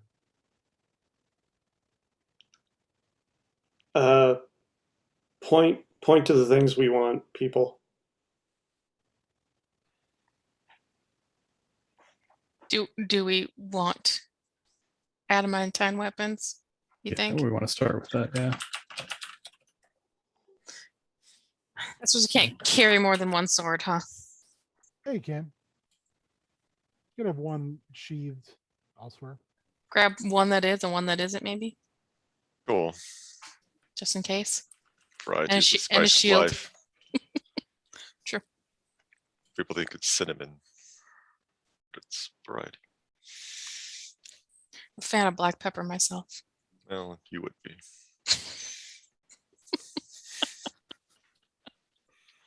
So yeah, I'll point out two long swords, one adamantine, one not, and a shield. Armor? You want, like, armor or anything? Well, yes, if there's armor. Does she have armor in our size? They would make the adjustments Yeah. to it for you. I mean, if you want to be sneaky, then we will, maybe have to settle for a chest piece or something not quite as strong. The better part of us is at a 35-degree angle. Do you think stealthy is in our repertoire? It was my skill, but I don't think it's going to help us much. How tall are we? Good question. You are about 6 feet, 6'1". Okay, so we're not like weirdly enormous or anything. We're not Frankenstein tall, but Okay. I mean, I almost was just going to take away your ability to choose who went where and make Ardmore the legs. I would have been into that. So we're Joel would have had to draw that. we're like 6'1" on one side and like 5'6" on the other side. Yeah, if I'm like 5'9", 5'8". Only from the hips up, really. Yeah, only from the hips up. Yeah. But to eyes this too. So armor, maybe not clanky armor. Is that what I'm understanding? Not clanky. I feel like we should have some sort of element of surprise. The shield gives you a +2 to AC. A breastplate would also give you a +2. That's kind of what I was thinking was a breastplate. I like a breastplate. You want a helmet? We should wear a helm. Yes, Probably. I would like a helmet. Yes, you should cover your face. We'll give you +1. So we have 14 AC. And you do have proficiency in a sword. So adamantine will say it's a +1 sword. You're proficient in it, and you go off the strength bonus of your new body. If we're using my dex, I have a +1 to dex. Does that give us 15 to AC? Yeah, I'll say that. Yeah, that's fine. All right. It'd be funny if that's only if we were getting hit on your arm. That's too much. I'm not gonna. That's way too like hit location tables. I mean, Appreciate that. maybe like 20 years ago, I'd have been like, yes, that's what we're doing. And When you loved math and everything. now I'm just like, let's just. I went from being in like a math rock band to being like in a jam band. Like, let's just jam, baby. Adam, what are you doing? What are you doing? Any other questions? Let's see. So as far as the bonus action disengage I get, do I have to teach that to Lara as the legs? You do. All right. Well, I'll Lara, make me an int check. My int? No. Was it Ardmore has the best int? You're making it off of what Timorous is. Oh, Timorous' int. Yeah. You need 10 or better. What do you got, Timorous? Anything to add? Let's see. Oh. We rolled an 11 with an additional 1 die 4. I got a 16 on its own. Yeah, you picked that skill pretty quickly. Score.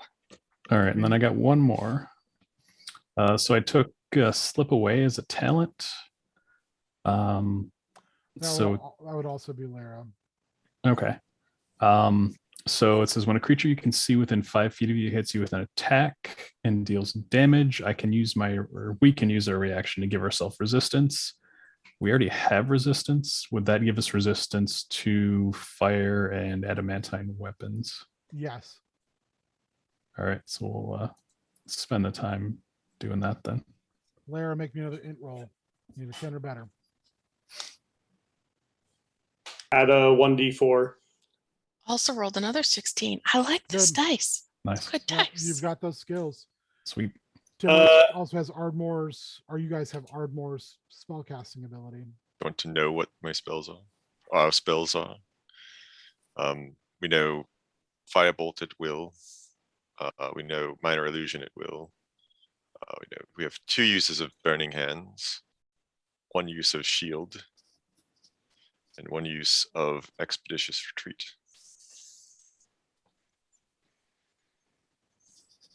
Anything else you guys want to cross train on? Yeah, can you add the spells in chat for me, Ryan?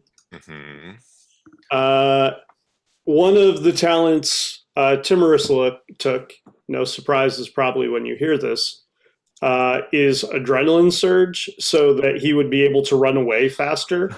Run away! Which is literally we become frightened and our walking speed is doubled. So I'm going to guess that's another one for Laura to learn. Yeah. I'm gonna learn it, but it's gonna be very unlikely that I will use it. Well, you need to roll a 10 or better on an int check to learn it. Roll the 16 dice again. Let's see. Plus D4. Oh, well, that wasn't a 16, but it was a 12. Oh, plus the D4. That was without the D4. Need D4. It's not gonna give me anywhere close to it. 14. It's okay that I don't like running away because apparently I don't know the skill.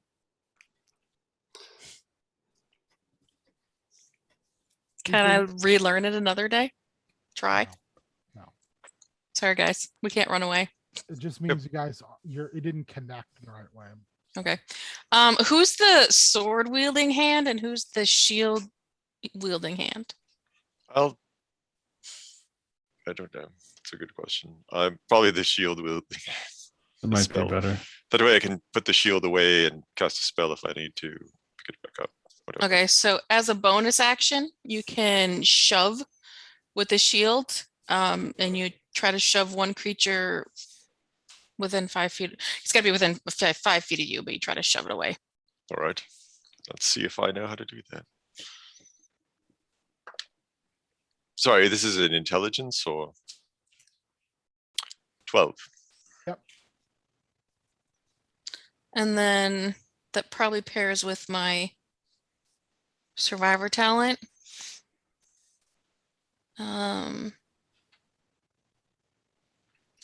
So if we get attacked, then you can use a reaction. Oh, no, that's if you have more than one person. We don't have more than one person. That doesn't count, does it? I mean, we have 4 people. Yeah, does it count if we're all one person? I doubt it. It says when a creature you can see makes an attack against a target you can see. Yeah. So unless we're Yeah. finding someone else to defend, Sure. it's not going to be helpful. It's all right. But I did take something that gave me proficiency in perception and investigation. That helps. Sure. Yeah, you would need to teach Timorous that. Timorous, if Timorous wants to be extra perceptive and have extra investigation. That would be helpful. So is this intelligence check? Yep. Roll 1 for each one of those. I mean, a 10 or better. 19, Yeah, 17, got it. 18, and another 18. Yeah, you've learned those skills. Okay. Is he going to need to learn the resilience to wisdom that I took? Yep. 1 second. So much learning. Yeah. Give me the skills again. What did I just get from you, Laura? You got perception and investigation. Okay. And then what am I getting from Nate? Resilience on wisdom saves. It's +2. You rolled 4 times. You get all those because yeah. Okay. Because you only needed to roll twice. If you would like, I'm proficient in Arcana and History. Oh, I thought I was rolling for Nate's stuff and Cassandra's? yeah. Yeah, you got it. You're good. All right. What were yours, Tim? Ardmore? Arcana and History. Arcana and History. Because you only need to roll for talents. Skills you guys all share. Okay. Oh, okay, No, we're great. good then. Sure, We're good great. Perfect. Never mind. You okay, Ben? Yeah. So are we ready? Let's go. No, but let's go. Powering up with the granola bar. That's the kind of attitude. That was in character. All right. So the next day you are led down and they suit you up with the items that you wanted. And you were taken down through like the bowels of this cliffside. You're inside the castle, but then or the schloss, and it eventually starts to go into like more less polished stonework and a more just like carved inside of this cliff that takes you all the way down to the backside of the isle. And there you're walked out of a hidden door. You're not sure how it's hidden, but you really walk out of the side of the mountain. And there is a dinghy there. Now, before we go, Timorous, is this day 0 or day 1? This is day 1. Yeah, drink of the vial. 6 left. The dinghy, and in the dinghy there is a hooded lantern. There are some unlit torches. And that's pretty much it. And you turn around and the people who brought you down, the servants, are gone. And it's just the rocky side of the cliff. They're fast. Are we going to be able to tell where this is when we come back? No, you'll need to come to the front of the island where the elevator is. They're not going to tell you where the back door is. My back door is in a jar. This isn't like an imperial moon base where the back door is just wide open to anybody. We'll talk more about that tomorrow during Star Wars. I mean, we'll ask. So Tobias or Ardmore, who's driving that boat, baby? Who do you think? Won't they both do it? I mean, are we in rolling? unison? Yeah, where is our motor? I'm just being serious right now. Oh, we can't hear you. again. Nasty outside right now as well. In fact, Timorous, make me a survival.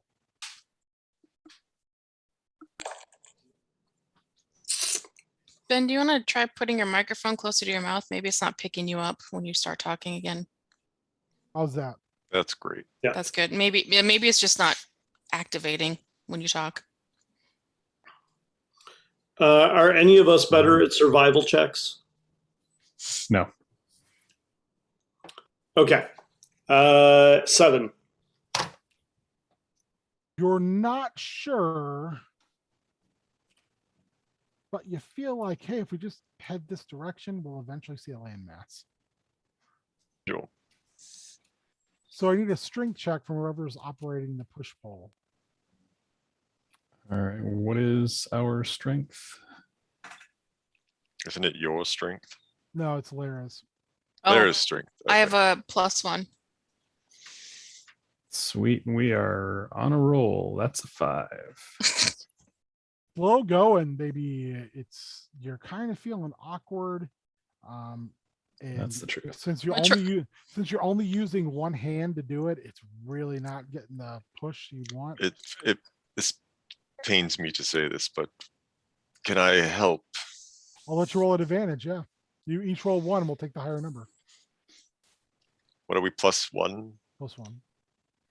I don't know if there's really something I can coach from the inside, but I could try. 15. You beat my 12. takes a little bit to get going, but once Ardmore adds his stocky, husky arm to this, you're able to Wow. start to push and get traction, and you start to head out. Make me another survival check, please, Timorous.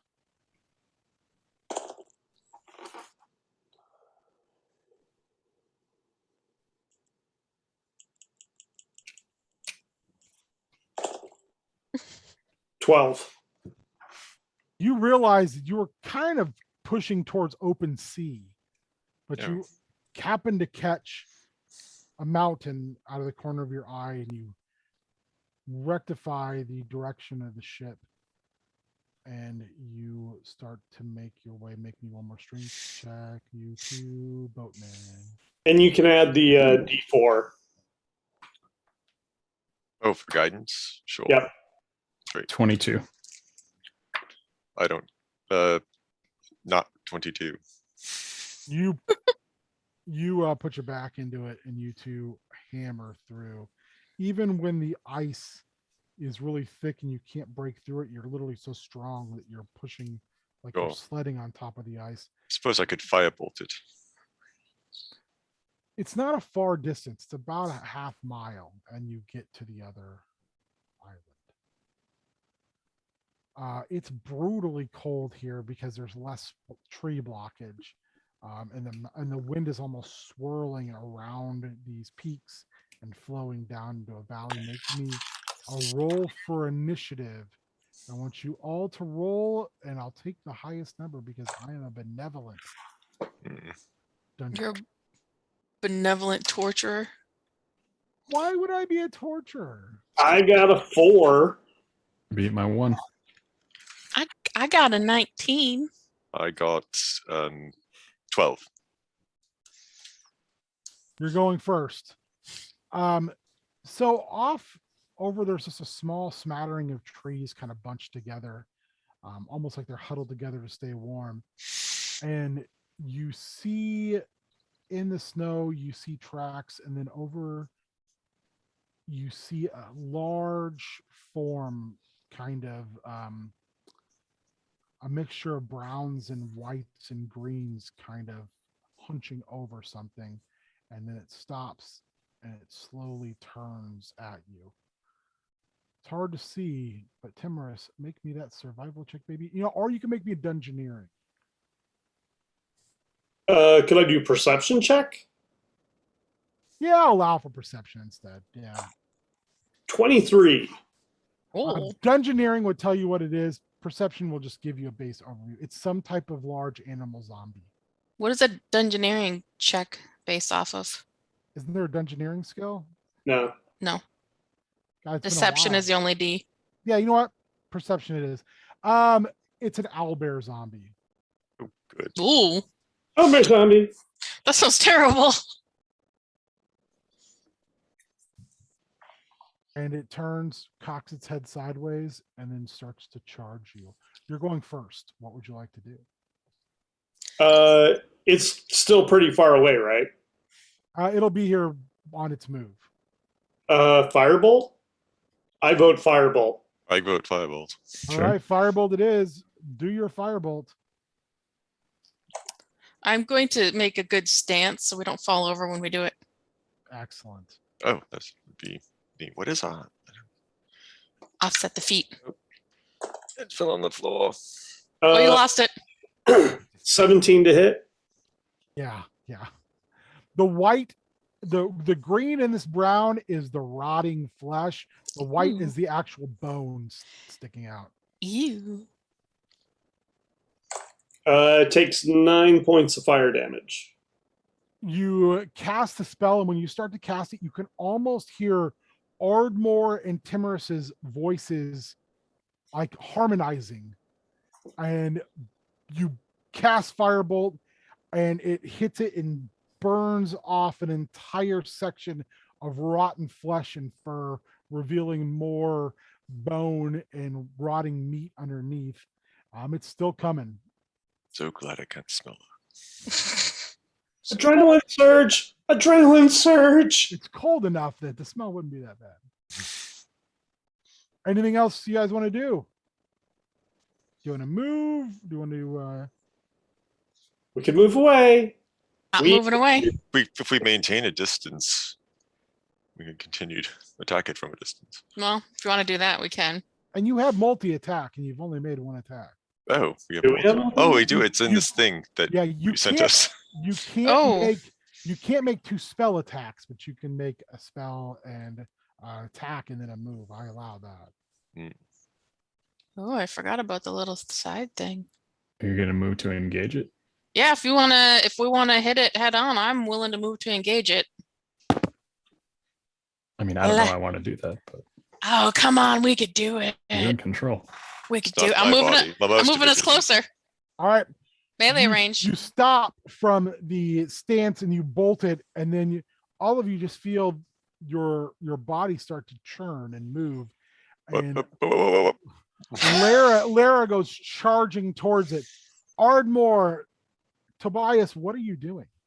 So I'm gonna have to swing this sword that we have. I'm doing whatever one does with the shield.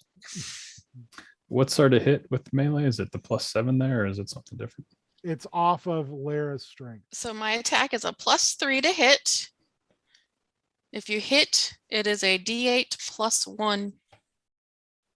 So you have Alright. a plus. Okay, so you have a +3, but the proficiency bonus for the flesh golem is another +3. So Okay, you so have we a got 6. +6. Yeah. Does that increase the damage then too? No. No. Okay.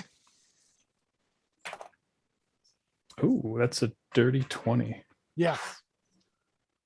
Also, I forgot to mention we're going to use Red Covenant rules this game. I don't even know what that means. That means That means every round, the critical chance moves down a number.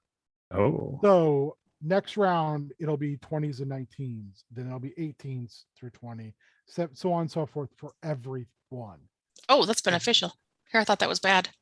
No. that's kind of bad too, though. Well, it's bad for them. Does it go for them too? Yeah. Oh shit. Okay. Yep. It's going to make Um, combat go real fast. Hit them hard the first time.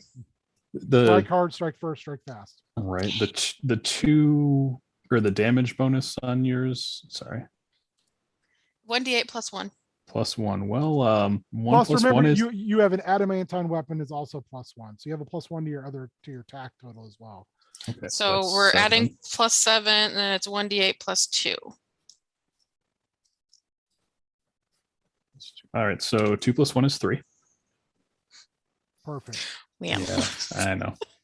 She charges up. It starts to rear up, and you slice right through where its innards would normally be, but there's nothing there. Yeah, because they're already all outwards. rotten out. So it is now standing up. Hold on. Ardmore could shove as a bonus action. Oh yeah, you The could. shield. You could shield dash it out of the backwards. sure. How do I do Baker- that? Just hit it. Yeah, it's just a. Oh, just There- a hit. It's literally just a move. You don't. Oh, you don't roll for it? Doesn't say it. The sheet you gave me does not say that. All right, yeah, just you sa- just bonus action. You knock it back 5 Sure. feet with your shield. It will, and that's pretty sweet. It will make a claw attack. It'll step forward, make a claw attack. Armor class 12. That does not hit us. You Ardmore, you continue with the shield up, and it's clawed, its bone white claws just scrape across the metal. Very good at this. Well, but maybe you should weigh in on the flavor text. So it does say shove, and it says while wielding a shield, you try to shove one creature within 5 feet of you. But that's all it says. Doesn't give you a number, but does say try. You know what? Roll a D20. If you get a 10 or better, you shove it. Okay. I was gonna say, I feel like when it says try, you Alright. gotta do something. I'll But I'll roll it. 18. yeah, You that worked. shove it. If you roll a 20, Ryan, let me know, because I we'll say sure you, will. because we'll say you knock it prone. Okay, sure. All right. You guys are up, top of the pop. It's now 20s and 19s. Should I just do 2 sword attacks? Yeah, do you want me to back up for a spell? Otherwise, I'm going forward. Wait, do we, so it I'm going forward. Okay, do we have this slam attack? It's way better than the sword. I don't. You can, but you have to drop your weapons. Oh. Okay. Good to know. Good to know. You do have it though. Okay. Who's But got slam? just remember, its strength bonuses on the are thing. just +1, not +6. Right. Keep forgetting about the card. Right. So, Okay, well, we don't want to drop weapons right now. So Make your attacks. yep, It's it's where it closes back to melee. 16 and 19. Both hit. All right. You're trying to hit AC 11. if you rolled a 19, is that a crit this round or next round? It would be a crit this round. This is That's with the bonuses. Oh, with the bonus. Never mind. Yeah. So that's 9 damage and 6 damage. 15. all right. 15 more damage, just pounding it back with your adamantine weapon. It's going to this time. It's going to. Are you going to push it again, Ryan? Oh, I'm going to push it again. Yes. Let me Really? let me make sure. Yeah, I rolled an 11. Yep, you just bang again. It's almost like you're working in perfect concert right now. Your footwork, your sword work, and your shield work is impeccable. Yep, pushed it real good. It'll move up and make a beak attack. It'll try to snap its beak onto the edge of the shield and wrest it away from you. It critted. So it grabs a hold of the shield. You guys are grappled right now. That's Okay. fine. It's fine. Can't have. Top of the pot. Oh, wait. Well, I went for a grapple, not a damage. Otherwise, you guys would have been screwed. So it's grappled you. It's a strength versus strength. It's the top of the pop. So 18, 19, 20. Let's do a strength off. With the shield arm? Yeah, you know what? Yeah, strength. I mean, it's just still going to be +1 whatever you roll. Alright. I got a 10. I got a 15. So Ardmore, you jam that shield up into its mouth, and you end up like snapping the bottom part of its beak, and it's just kind of hanging there as it stands up straight. But that's your move, one of your moves for the round. What are you going to do with your other action? Oh, okay. Should we just attack it again, or do we want to spell? We'd have to disengage and move. So not moving. Disengage is a bonus action. Not when. Then you can't shield bump it. I always use disengage as a move action. Yeah, I suppose it's a bonus for my dude, but that's fine. Whatever. I can attack, or we can. My hand is busy right now. Attack. All right. We missed. I did roll a 1. I don't know if you want to do anything with that. Roll a 20-sider again. Do not roll under a 10. 11. All right. You're still getting used to how your hand feels, and your grip wasn't as tight. You almost threw your sword on the miss. Wanted to run away. Ardmore, did you want to push again? Yes, it's already there. 12. Yep, you bang it backwards. It kind of just keeps knocked backwards, and it's going to step forward, and it's going to claw. I missed. I rolled a 2. Top of the pop, 17, 18, 19, 20. This is so scary. Are we just going to rinse and repeat? Yeah, I think let's kill it. I rolled 2 14s, so that is 21 to hit. Let's just roll 2 d8s at the same time. So that's 10 damage and 16 total. Just as a complete aside, I've just done a terrible pen sketch of our golem. Excellent. And given the spirit of the weekend, I will share it on Instagram for a donation of at least $5. Specify terrible flesh golem or terrible flesh golem drawing so that I know that's what it's for. Tim Arabias Black Hilt? What? Tim That's the name. Tim Artobias Black It's- Hilt? It's a lot to portmanteau. It is. It is, I will say it is terrible, but we have very shapely legs. Oh, True. Artobias Black Lurk. That's mean, better. it's a little better. It's better. I like it. I feel like Which is better than two more lurk hilt. I don't know. I'm gonna stop now. So you pushed it back again.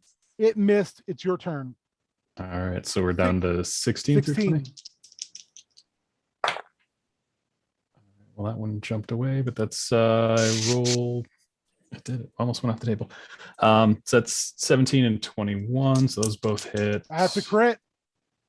No, the totals. Oh, Sorry, getting your hopes up. So that is So math is hard. 13. it's starting to look rough. This time you take an entire part of the wing arm right off the flat. Like if we was eating wings, it'd be the flat. Just it's gone. It's on the ground. It's going to bite. This time it's going to try to get around the shield and actually bite at your supple flesh. Oh no. This whole time, That was almost a 20, and then it just slightly rolled over to a 2. So yeah. Oh yeah. we'd love to see it. all throughout this, Timorous is just praying and a lot of like, no, no, no, no, no, no, no, no, no. Oh, no. I like that we're like fighting all skilled and we're just anyone who would be hearing it's like, oh god, no, no, no, no, no, god, oh god, no, no, no, no. Why? no, I'm in the head going, swing harder, Do we want move to? forward. You want to stay the same tactic? Is it Highest. looking rough? Like, I Yeah, mean, it's looking it was bad. already looking rough before, but I'm not Oh, it was moving. a zombie, So you better start to keep swinging. All right. So my first total is 18. So that does hit. I'm gonna roll that damage die. 15, 15 is the new crit. Yeah, that was an 11. We got bonuses. Yeah, I'm including all the bonuses because the other one I don't want to talk about yet. So that no. is 7 damage, and then I also rolled the 1 again. Oh, make me that sweet, sweet 20 side. Don't roll below a 10. I got 11 again. So lucky. Just playing with fire tonight, Nate. No, that's nice. It's looking really rough, and it is going to make a claw attack with its arm that's still attached. I rolled a 12, so I hit. Yeah. Very close to a crit. That is going to be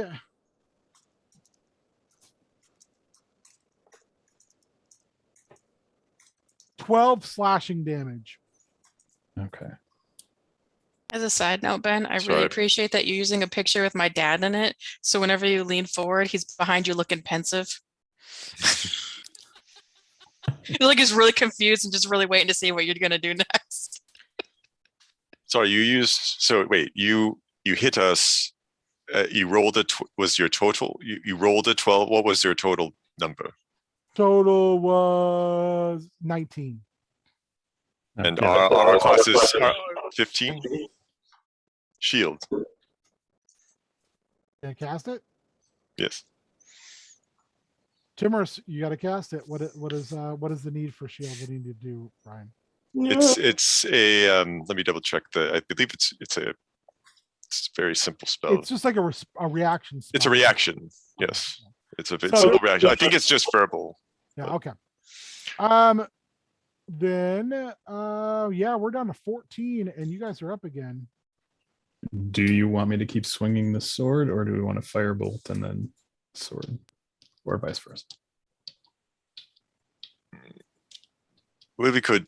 That was close. We could sword and then firebolt. All right, so I'll get my sword attack in here. That's a 10. That misses. All right. Do the disengage thing. Legs disengage. Fine, we'll disengage. I was gonna say, do you disengage? We'll disengage. I rolled an 18. Yeah. So Nice. that's going to be 8 fire damage. This thing is on fire, hits the ground. It does stay on fire, I believe. and it tries to get it. Like you see it start to try to Oh rise. no, just an object. You see it start to rise up, and then it just collapses, and this is burning.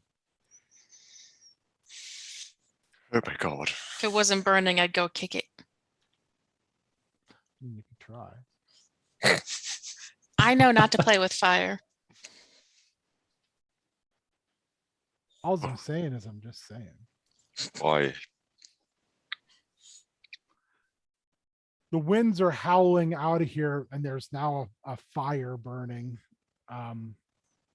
Make me a perception check.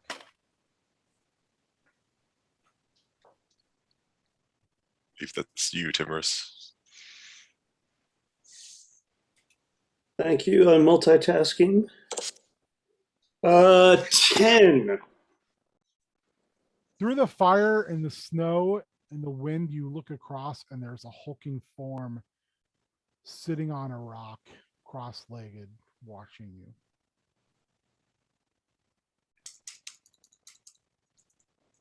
Like small, big. Oh no, this is big. This is a large creature. Do you Never guys mind. want to? Do you want to sit down and see if it comes over? Shouldn't have used shield.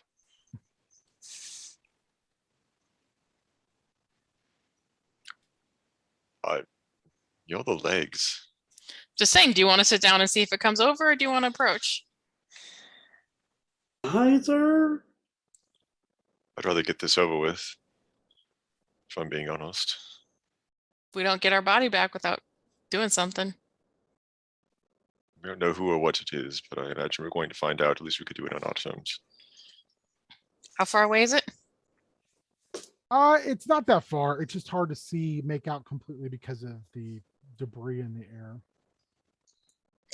If we light a torch off of the dead owlbear, will that help? Yeah, but also the way the wind's blowing, do you really want to have a torch floating around in the air near your body, which might It's very set flammable. them out? A That's very true. flammable body. Yeah, I'm not That's holding right. that. That's right. Yeah. I mean, either. Torch strike. Not doing it. I'm gonna start walking towards it unless someone says something else. I said let's do it, so I'm not. It is on the island we're on, right? Yeah. It's Okay. not that. It's only like 20 feet away. It's just standing on or sitting on a boulder. Like in a Is there any rock way wall. we can make our way and kind of? Is there anything to sort of hide behind so we don't super announcing our presence? Oh, Oh, then- your presence is okay. announced. Then we're just gonna walk over there. Yeah, I assume it's been watching us. Yeah. Yeah. You Then walk let's head over, over.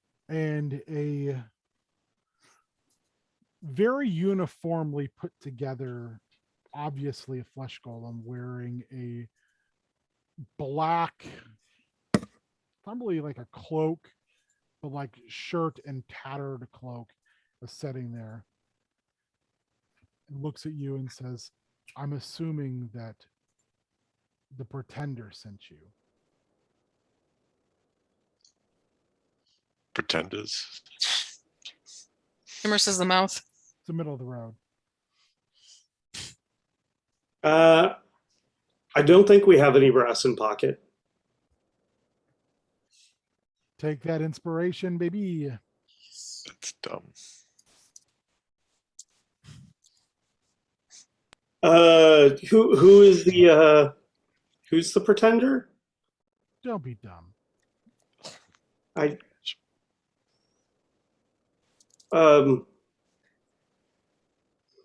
Victor's dead.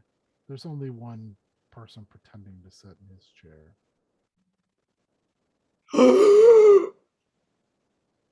Are you Adam? I am. Inside I go, it's Adam! He hops off and he takes his little cloak off and he kind of walks 10 feet around you, and he's like, looks like he's just trying to get his body a little more limber.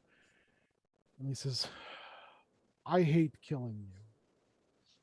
All of you, she sends, that just want to be dead. I've created a small haven here for those of us who were created and tossed aside. Make me a perception check.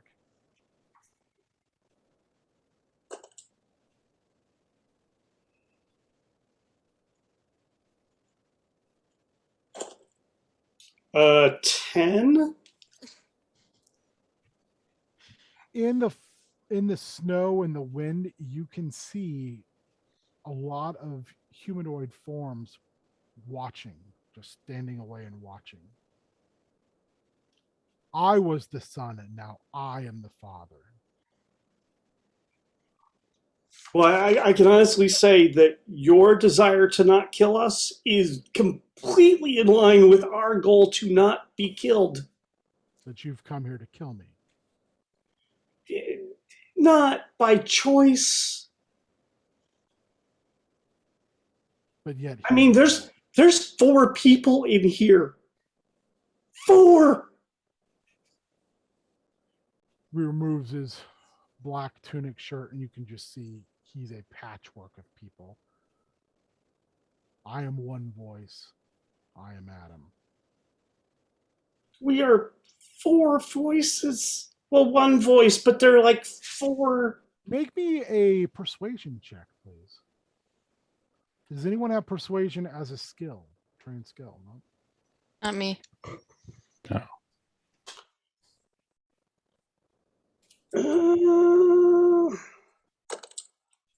8. Hollow man, and you have hollow words. Shall we just get this over with? You obviously are dressed for the job. We just want to get our bodies back. I mean, look. Dwarf arm, regular arm. Lady legs. And they're all in here. Good legs. What would you propose? I I see only one direction for this. mean, you're probably right, but can I have a minute to just discuss amongst ourselves? I'll grant you that. And Timorous is a little rattled. So as he has the inner dialogue, he's also going to have the exterior dialogue. Okay, yeah, that works. So he'll get to hear what I'm saying, but not the responses. I mean, what do we do here, people? Did she say what proof she needed? Oh, No, she just wanted him dead. He seems nice enough. He's trying to mind it. Like, is there another way to get our bodies back? I mean, not unless he leads an army to take out the island. That was actually what I was going to propose. Were you? Lead a coup.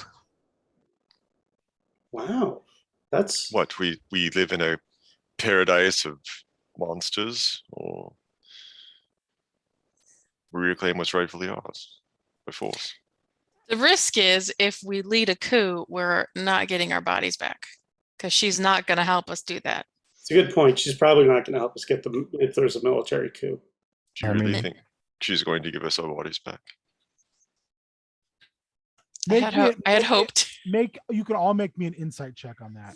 That's a very good question I didn't think about. Insights, Uh, 12. 10. 7. Well- Yeah. I mean, why not? It's another experiment to do. She's going to try. Will she succeed? But she's eager to try. So So- do you want to be a body together or potentially no body at all? Timorous looks up. Is Adam? Can I tell if Adam's listening in on the conversation? Make me an insight check. 15. Slyly. He is trying to look as if he's disinterested and just waiting to try to kill you. But he's listening intently. Timorous is going to do a really bad and then have the body shuffle over a couple more feet for privacy. And then he's going to be like, I think he's listening.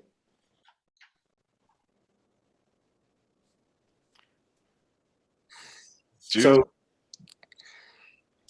we get the sense that whatever mental capacity we have. However, our essence is in this stitched together body, that it is physically tied to our component parts.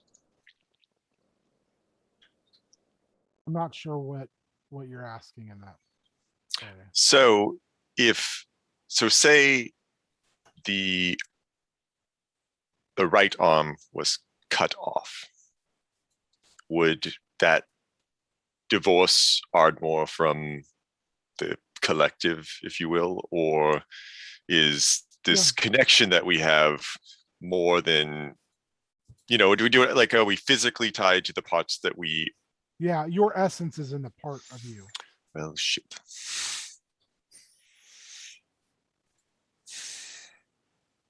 Is there a way we can convince Adam to let us take a piece of him back? You could ask. Okay, so one of the questions from the group, and you have no idea how much We've been chatting. I personally do not want to say this because it's horrible. But what if we just borrowed a piece of you to, like, is proof of murder?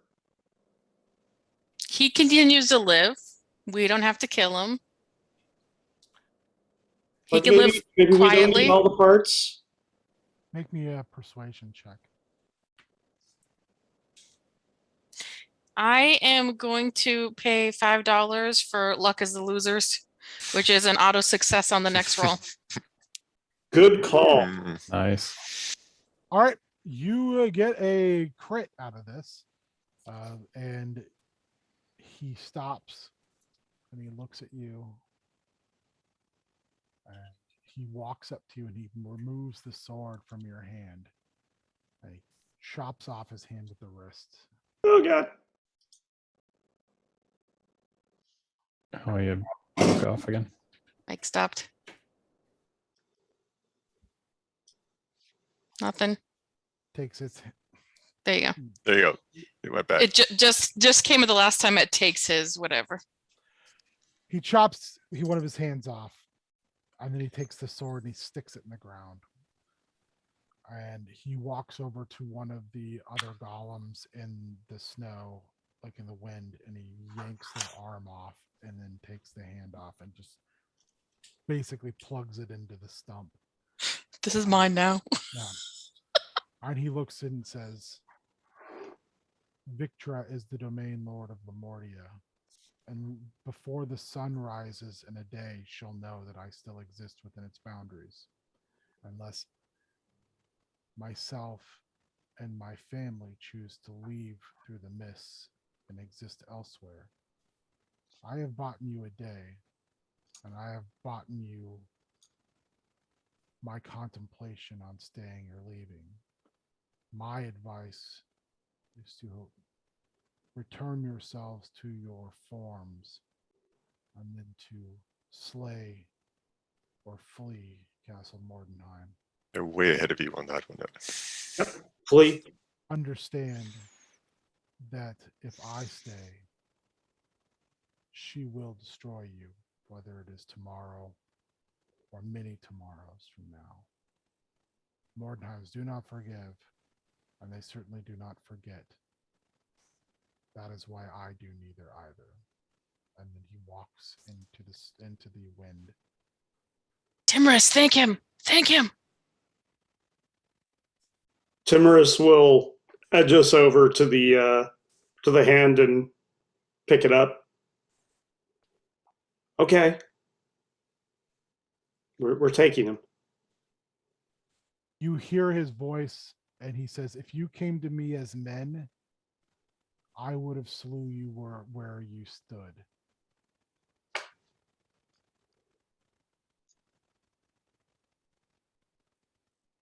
Didn't we come Thank you for not doing that. Maybe an insight check. He means little men, huh? Not like people like him put together. 13? Yeah, that's exactly what Cassandra said. If you came to him as a group of humans, he would have just killed you, probably horribly. But the mere fact you held an intelligent conversation, whereas you're getting the opinion, he doesn't get that very often. And you didn't try to attack him. You just said, hey, this is what we need. Will you do this for us? And he said, this is my advice to you. And he was just, that's it. There's no reason for us to have a big Donnybrook where I might actually get hurt. You are carrying adamantine weapons.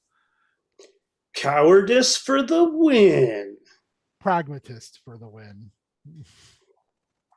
On his part, cowardice maybe on your part, but pragmatism on his part. Are you going to head back to Schloss Mordenheim? Yeah, Oh, yeah. we'll get back. Real All right. fast. You get back that night. You make your way up the elevator. You make your way up the treacherous stairs, and you are let back into Schloss Mordenheim. Viktra is sitting in front of the fire, reading some type of medical journal. You don't think it's from here. And she just looks at you and she says, and? That was very quick. And? We killed him, and we brought proof. Bias, throw the hand at her. Yeah, I'll hold up the hand. She stops. She slowly gets up and she walks by and she kind of touches it, kind of manipulates the digits, and she takes it from you.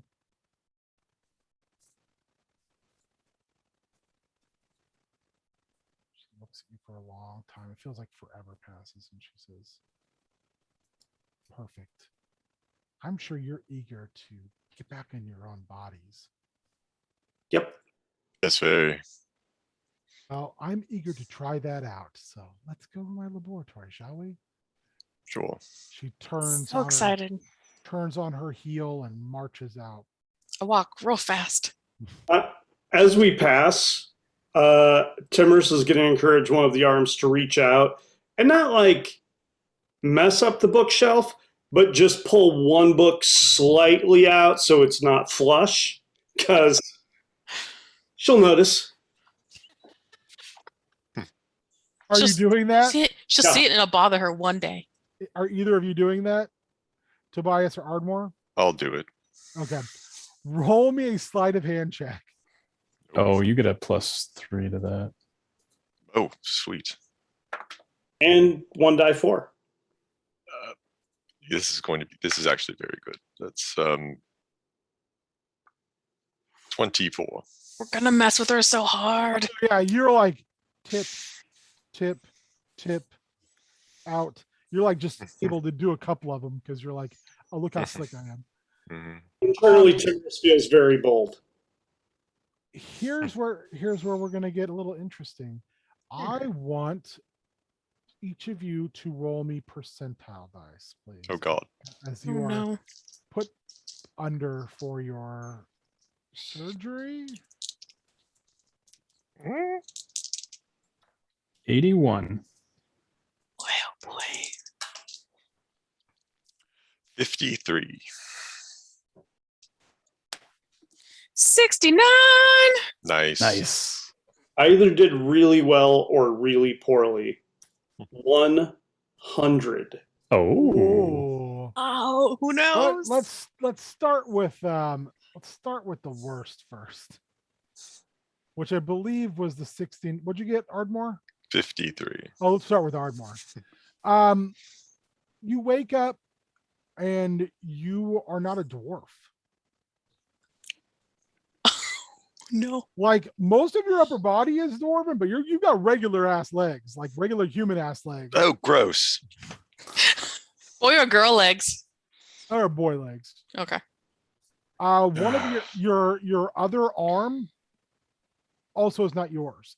It is my instead a large piece of warforged. You have a big like metal arm. Not quite as streamlined as say Winter Soldier, but it's kind of slick. Is it the same length as the dwarf arm, or does it go down to like his knees? No, it's just the arm. Oh, so he's taller now then too. Yeah, he's regular height, like for a human. Super tall for a dwarf. Like 5'8". So yeah, Ardmore's new nickname is Stretch. Also, Ardmore, you retain all of those additional skills. Really? All of you retain those skills that you intermingled. Oh wow. Lara, Boy, I didn't write them all down. that's on you. I wasn't controlling those. Not my problem. Go back and think about them. Lara Blackhilt, you come back. I mean, it's much, a 69. yeah, nice. Nice. You come back pretty much the same, except for your hands. No, you cannot take my hands from me. They're not your hands. Taking my livelihood. Oh, the irony. But she didn't cut my hands off. Why are my hands different? Wouldn't my feet be different? Oh no, she just took your hands because she could. I don't like her. You She look has her down hands now. and you have two somewhat masculine hands, Not cool. but you now have an additional +3 proficiency with weapons. These hands have seen things. These hands have done things. Won't matter if I can't get a date. But Tobias, what'd you get again? 81. 81. You come back pretty much Tobias Kramer hot off the presses. But your eyes are not your eyes. You have dark vision. Nice. And low light vision.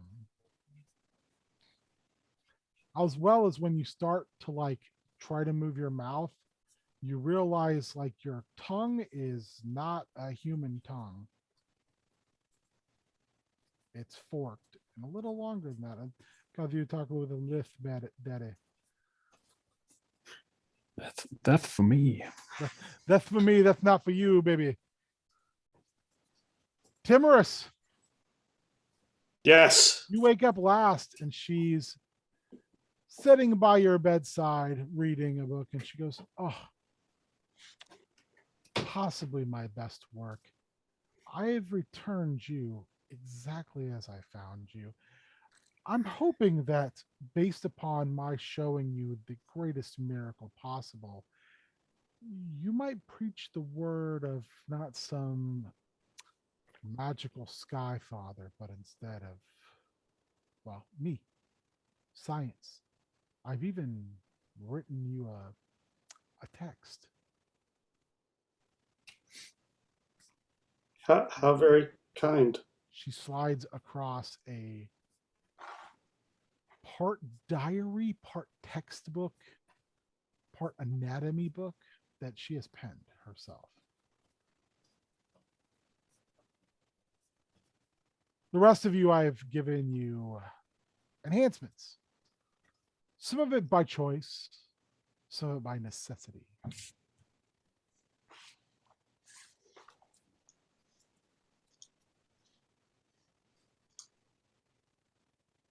I'm mad at her. I'm not looking at her. Well, I thank you for what you've done for me. You're welcome. Does this do anything? This metal arm you've given me? It was odd, Ardmore. I had hoped that your dwarven resilience would lead to the best results, but You cut out again. I had hoped that your dwarven resistance and natural resilience would ensure that your body came back the most complete. But Perhaps I just haven't had enough time to experiment on your kin to get things exactly right. But science is a process, isn't it? Wait. At the door, you'll find a bag for each of you, laden with gold. I figured 3,000 gold pieces for each of you is good enough for your time and trouble. And you have my eternal gratitude, as well as permission to come back and seek employment with me at any time.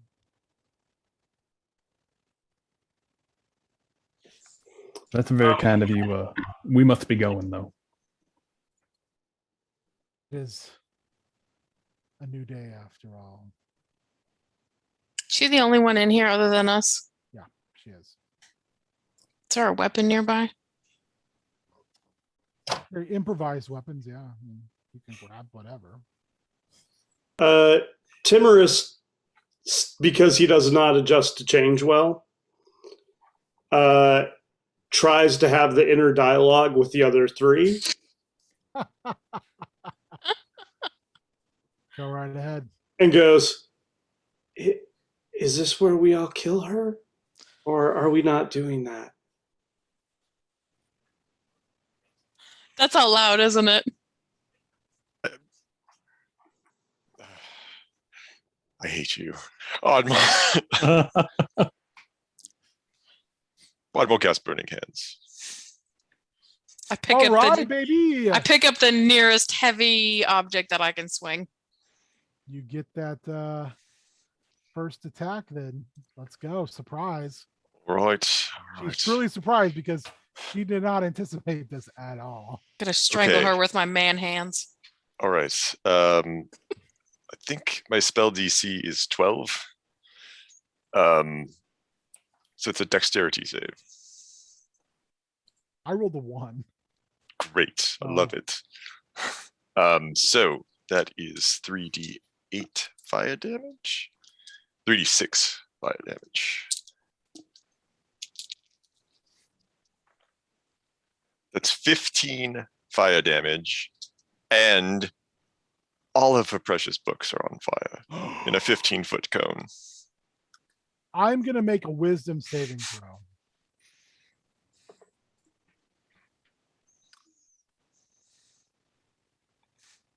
It's not that she got burned a little bit. It's the books. She starts to go into a mad panic.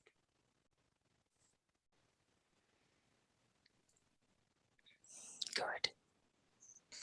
Just think of how pissed she'd be if she had noticed the. They're not even. You all. The cone just misses the book that's been pushed out. Wow.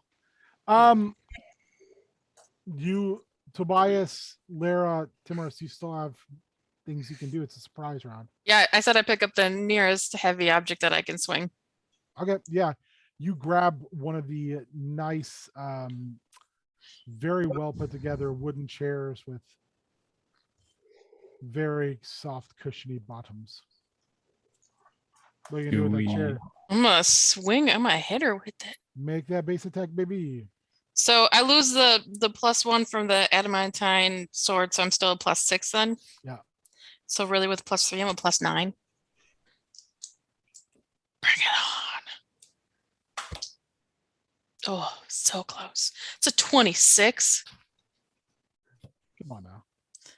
Do I treat it like a two-handed longsword, damage-wise, or what's a chair? Treat it like a club. Oh, I don't. Well, I gotta look up a club. +6 bludgeoning, plus your strength. For damage, is it D6 or 2? Do I add the +3? Is it +3 attack, +3 damage? The new No. hands. Yeah, it is. I'm sorry. Yeah. So 6. Yeah, she manages to get her arm up to absorb the majority of the brunt of that bludgeoning attack. Tobias, Timorous, what are you doing? Do we all get the spells from Ardmore? No, that you don't get. Okay. Oh, so that was like my thing as I have all the stuff still. Okay, gotcha. Do I still have all the spells? Yeah. Just Ardmore. Okay. Because the spells aren't well, I mean, there's skill to it, but they're Oh, you know what? Oh, there's a Timorous, skill to it. no, I meant like you learn it versus we're like Timorous, you would know it because you had to learn it. Okay. Okay, so then I would have the martial skill from Yes. my arm. Okay. All right, so then is there like a letter opener or some sharp pointy implement I could take and just stab her with? You could pick up a shard of the chair. Oh, all right, perfect. Ooh, that's let's see, 1824. Oh, wow. Is that just also a D6? It's a D4. It's a D4. All right, that's fair. And that is 5. You go to shank her in the side, and she just the last minute gets her arm down, and your wooden piece goes directly through her forearm. And she stops and she looks at you for Timorous. Tell me what you're gonna do. So Timorous used adrenaline surge and got 60 feet the fuck away from her. Okay. And then once He's like, peace, I'm out.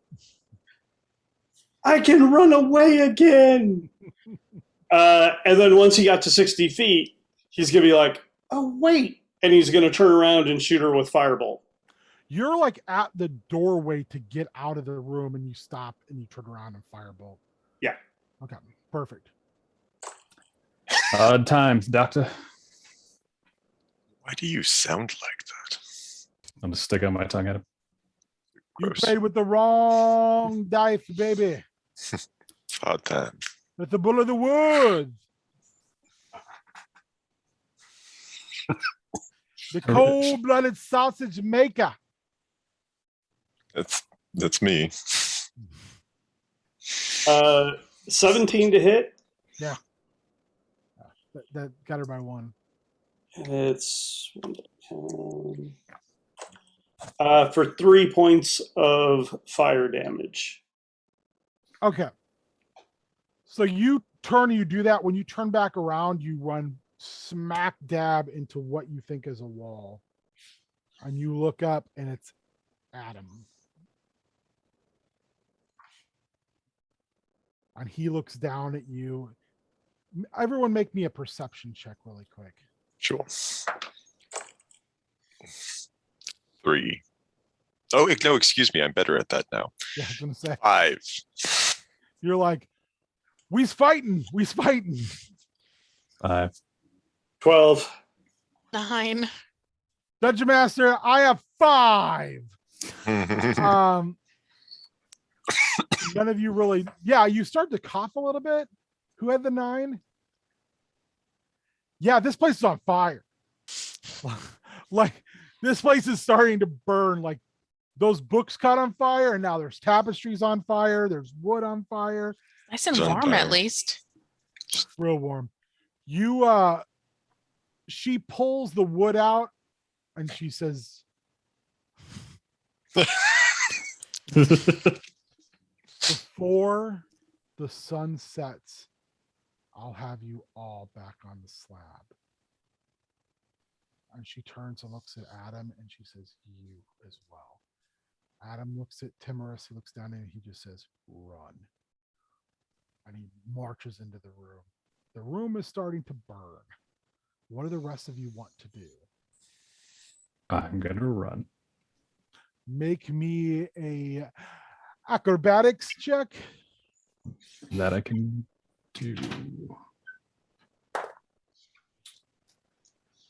Is what I would say if I rolled better. 6. You're like fumbling and falling all over yourself, and you're on your knees trying to get up, and you're not sure. Like, you're kind of getting lost in the smoke now. Ardmore, same thing, please. If you're running. Oh. Oddmore is going to he's going to burning hands another section of her books.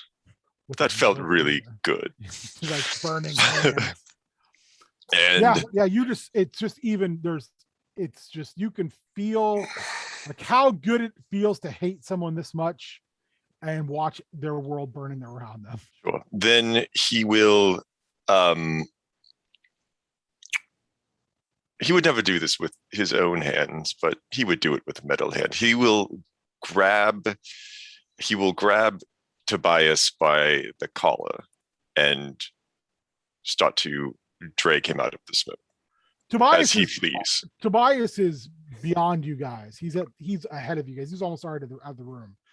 I thought he got stuck Timorous, I thought he got stuck in the smoke. Yeah, so you're right. So you grab Tobias. Make me an athletics check. I will. I'm good at those now.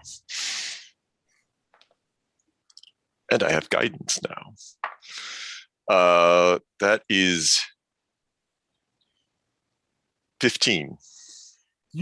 Tobias, you feel this iron grip close around you, the scruff of your clothing, and pick you up, and almost to the point where jerks you up so hard your feet don't hit the ground right away, and you see you moving towards the exit. Laura Blackhilt, what are you doing? Do I have time to take one more swing at her before I leave?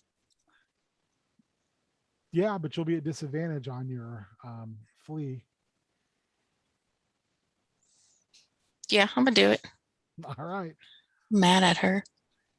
What can I pick up though? I need something to hit her. You can just pick up a chair leg. Or am I close enough that I can take her and try to slam her head into the table? You could hit her with a bag of 3,000 gold pieces. You could just hit her with 3,000 gold pieces in a bag. That's what I'm gonna do. Sock of nickels. I don't know what that's gonna be for. I don't know what's gonna be for damage dice, but like the Stevie Ray blackjack. okay, well that's not bad. That's a 15. Oh yeah, that hits. Okay. What damage is that? That is going to be a D8. D8 for 5, 7. You crack. It's like she's very focused on Adam right now. You crack her in the side of the face, and blood just starts to pour out. And she turns with this just baleful glare, and she looks at you, and she's just like, "I am going to kill all of you."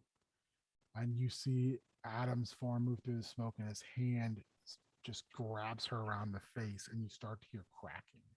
I flip the birds and walk out. You Steve Austin your way out of there. Feel so weird with these hands. Yeah. Roll me a this would be an acrobatics check at disadvantage. I'm not gonna roll because I'm gonna pay another $5 for luck is for the losers. Success. You book it out of there. You're all moving down. And you see like the servants, like their bodies are like broken and mashed. You can find a path through the door just by that. Like Adam ripped the front door of the house, of the schloss off. You look as you're fleeing, you look back as you're fleeing like into the snowstorm, and the schloss is just spilling fire and smoke out of the side of it. Are you going to try to get down the elevator? First, when we come to the top of those stairs, Timorous is going to stop and turn back to everybody else and be like, "Do you think they salted these?" Firebolt. It's gonna clear those stairs out. You firebolt the stairs, and they're wet now and starting to refreeze already. But yeah, there's no more just flat ice on them. It's as cold as you've ever had, unnaturally cold. Are those spikes still by the door or no? Yeah, you took them there. Yeah. We'll grab one and Yeah, leave. great. Great. I'm out. Double time. Down we go. All right, make me an athletics check at advantage to jump down. 20. Nat 20? It was with a +1, Still cool. but I'll take it. Although if you guys know my skill, it's a +3. It's 21. Nice. 15. 17. Yeah, you all easily make the leap over that. And you rush all the way to where the elevator room is. The doors are still shut. I'll open the doors. You open the doors into this 20-foot room. The elevator is down. Oh no. Like down not working or down all the way at the bottom? Down all the way at the bottom. Is there a mechanism here? There is not. And how far down is it? It's a long ways. And there's a cable? There is a cable. Well, There's a series of cables. I got strong hands, but I doubt I can take more than one. I will cast Expeditious Retreat. So I can move more quickly should things go wrong. Ideally. Are you just going to slide down these cables? What else is around? Is there anything? It's just a sheer cliff face. Into Yeah. freezing water. Yeah. Yeah, he's going to. Are you going to barehand it, or are you going to do anything with your hands? Well, I have one metal hand. I'll just put Oh, one of my. I'll put my hand on my metal hand. Sparky boy. All right, you jump and just start to slide down. Sparks shooting everywhere. I want you to make me a con saving throw. Oh Jesus. 10 or better. 11. When you get down, the metal portion of your hand is literally red hot. You You're think all I'd the way- feel that? but I You land don't. on top of the elevator. I will begin to raise the elevator. You've got to get out of the elevator. I will get out of the elevator. You jump down and you see the two servants are just, one's torn in half, and the other one is literally just like you see arms and legs sticking out from a rock. TBH, very convenient for me. So you're gonna crank that bad boy up. I'm going to crank the elevator back up. Make me a 5 before 3 strength. You can use athletics. I will use athletics. I'm proficient in athletics now. First check, you need an 8 or better. Okay, I have guidance. That I rolled an 8. 1 success. Okay. You need a 10 or better. I rolled a 12. 2 success. You need a 12 or better. No. Wait. Is that with the +3 and the guidance? Yeah, it's an 11 with all of that. 2 success. 2 or 3 success. No, 3 success. Two success, 1 failure. Currently. 1 failure. Now you need that 12 or better, baby. That is. It's really close. Let's just make sure. No, it's 15. That's 3 successes, 1 failure, 15 or better. He has to make this one? Is this the last one? No, he needs 2 more before 2 more failures. I need 5 before 3. Yep. Okay. Okay. This is natural 20. That's double success. You just push through. The elevator rises all the way to the Doing top. manual labor for the first time. So hard. Just pouring sweat. You think one of the reasons you're able to do it so easy is now you've got long legs for leverage. Sure. It was the leg. It was my legs the whole time. The legs were the friends. It's we not made this. It's not this. along the way. It's not this miraculous pedal off. Are you guys getting in the elevator? My normal Yes. human legs. All right. Ardmore, how are you gonna let him down? You're just gonna be like, bye. Yeah, I'm just gonna. No. I'll reverse. I don't know. I figure if I can make it go up, I reverse it to make it go me down. 1 athletics at 15 to keep it from crashing. That's okay. It's 20. Perfect. Yeah. It starts to get away from you for a second, but you just grit down and you put your new metal arm into it.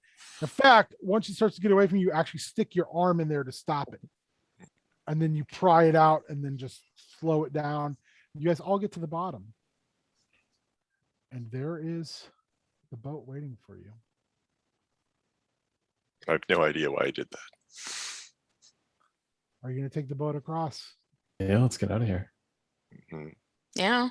You escape by the light of Schloss Mordenheim burning. Whoa. Between the snowfall, you're also being rained with ash. The ash of wood, the ash of tallow. You're not sure how many bodies burned in that horrific place.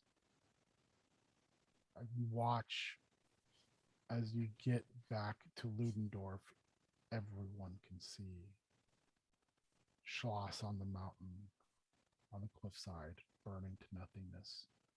The wind just roaring, causing the flames to go higher and higher. You return to your homes and you sleep. Exhausted, confused, but no longer in pain. You awake in the morning and you go outside and you look, and there's Schloss Mordenheim as if it has always looked that way. Oh shit. Oh shit. Hear them coming before you see them, those footsteps crunching the snow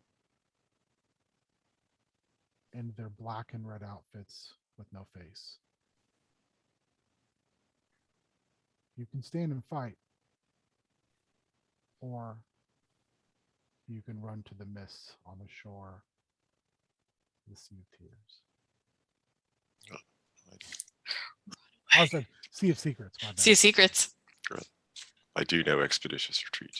Run away. I don't, but I'm moving real fast. Yeah. You're all going to run into the mist. Yeah. Yeah. You run into the mist. You come out. Ardmore, you are once again a dwarf, but you still have a metal arm. Oh. Tobias, you still have your cool eyes and tongue. Lara, your hands are gloved. You're really frightened to even take the gloves off and look and see what's under them. Mm-hmm.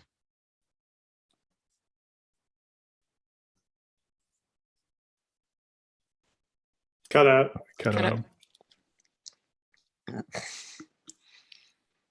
You look over from the crossroads as you step out of the mist, and there's a few farmers that are just staring at you. And one walks over and says, "It's almost nightfall. You shouldn't be out. It's dangerous in Barovia after dark." And that's where we'll end. Jesus Yeah! Christ. Oh shit. Is this better? Yeah, I don't know if this is better. Well, I'm sorry I had such audio problems. It's okay. It happens. They were that bad. It was just a thing that cut out every now and again and got fixed in a couple seconds. Okay. Yeah. I hope you all had a good time Oh, yeah. playing a spooky adventure in the Domains of Dread. Oh hell yeah. Lamortia is my favorite. I didn't expect you to go hog on Viktra Mordenheim at the end. So I was like, we're gonna end this like a monster movie. So good for you guys. That was really fun. I don't think using one body worked as smoothly as I'd hoped, but I hope it was at least fun. Oh, yeah. It was Oh yeah, fun. it was totally crazy. It was fun. It was surprising. I think it worked, pretty well. Yeah. We killed a zombie owlbear. That was cool. You guys smashed that thing. Anything you guys want to say before we adjourn this particular, not adjourn, but adjourn?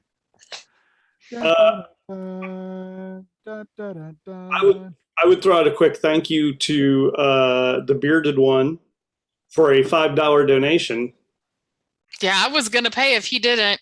resulting in a terrible sketch now being on the interwebs. Can you show it to us? Yeah, it's in there. He sent it in the chat. I dropped You it in got- chat as well. You gotta download it. It's the last one in there. It's delightful. Great legs. Mm-hmm. Well, like I Seen said, it. I hope it was something fun and different. Yeah. It was Yeah, that good. was Yeah, it was not what I super. expected. So it was awesome. Mhm. Surprises are great.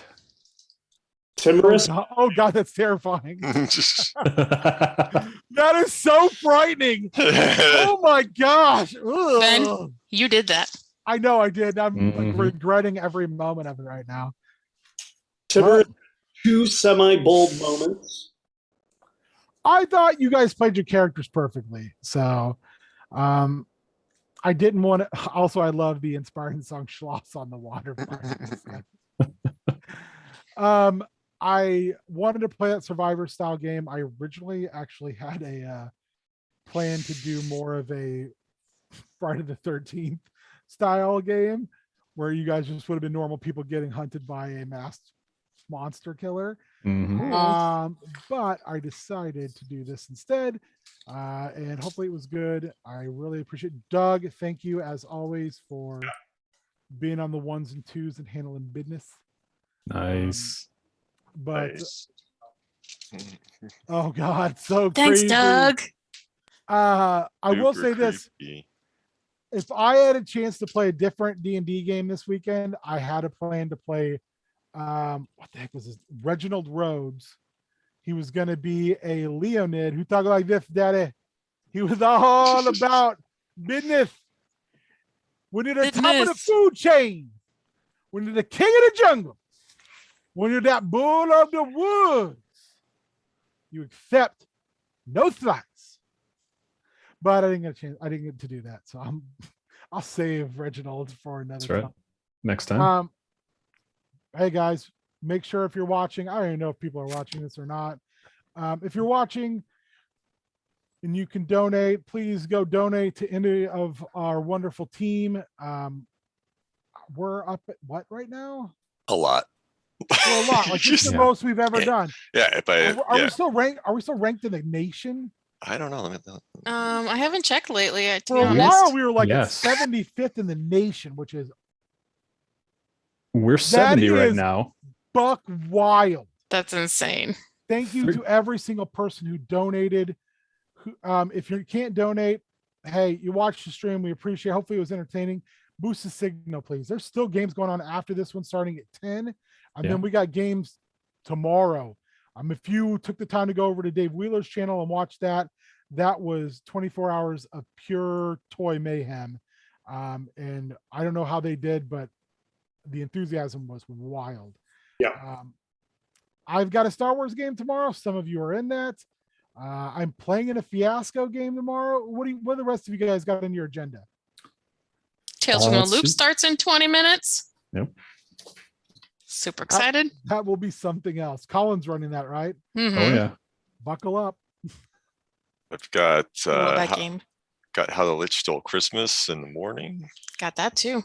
and I have Silverback's game Oh, in the afternoon, 3 to 7. So nice. Yeah. What do you got, Joel?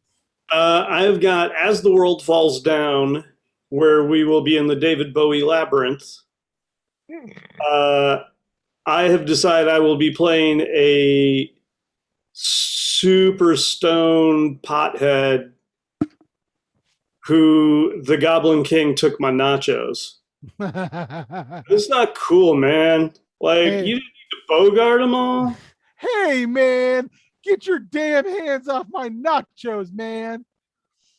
So that should be a lot of fun. And then I am going to be joining you in the afternoon for some Star War. Yeah, War in the Stars is happening. Yeah. Bounty hunters, boffins, and a space Karen. What more could you ask for? Yeah. I mean, my hope in that one is to be a droid that'll be like K2SO, but to be inconspicuous will say things like, pay no attention to me. I'm just an average droid doing my tasks. Look at me, average human being. Oh man, I forgot what I was gonna say. Oh man. Oh man. Oh man. We do gotta wrap it up so I can sign out of this Zoom so Yeah. other people could use it. Thank you again. Sorry. Thank you to everyone who donated. Thank you to everyone who Thank played. you. Whoever's watching, thank you. Man, good times, great oldies, cool 108. I'm tired. I'm gonna go to bed. I like a good times, great oldies, honestly. Oh, yeah. Bye. Goodbye, everybody. Bye.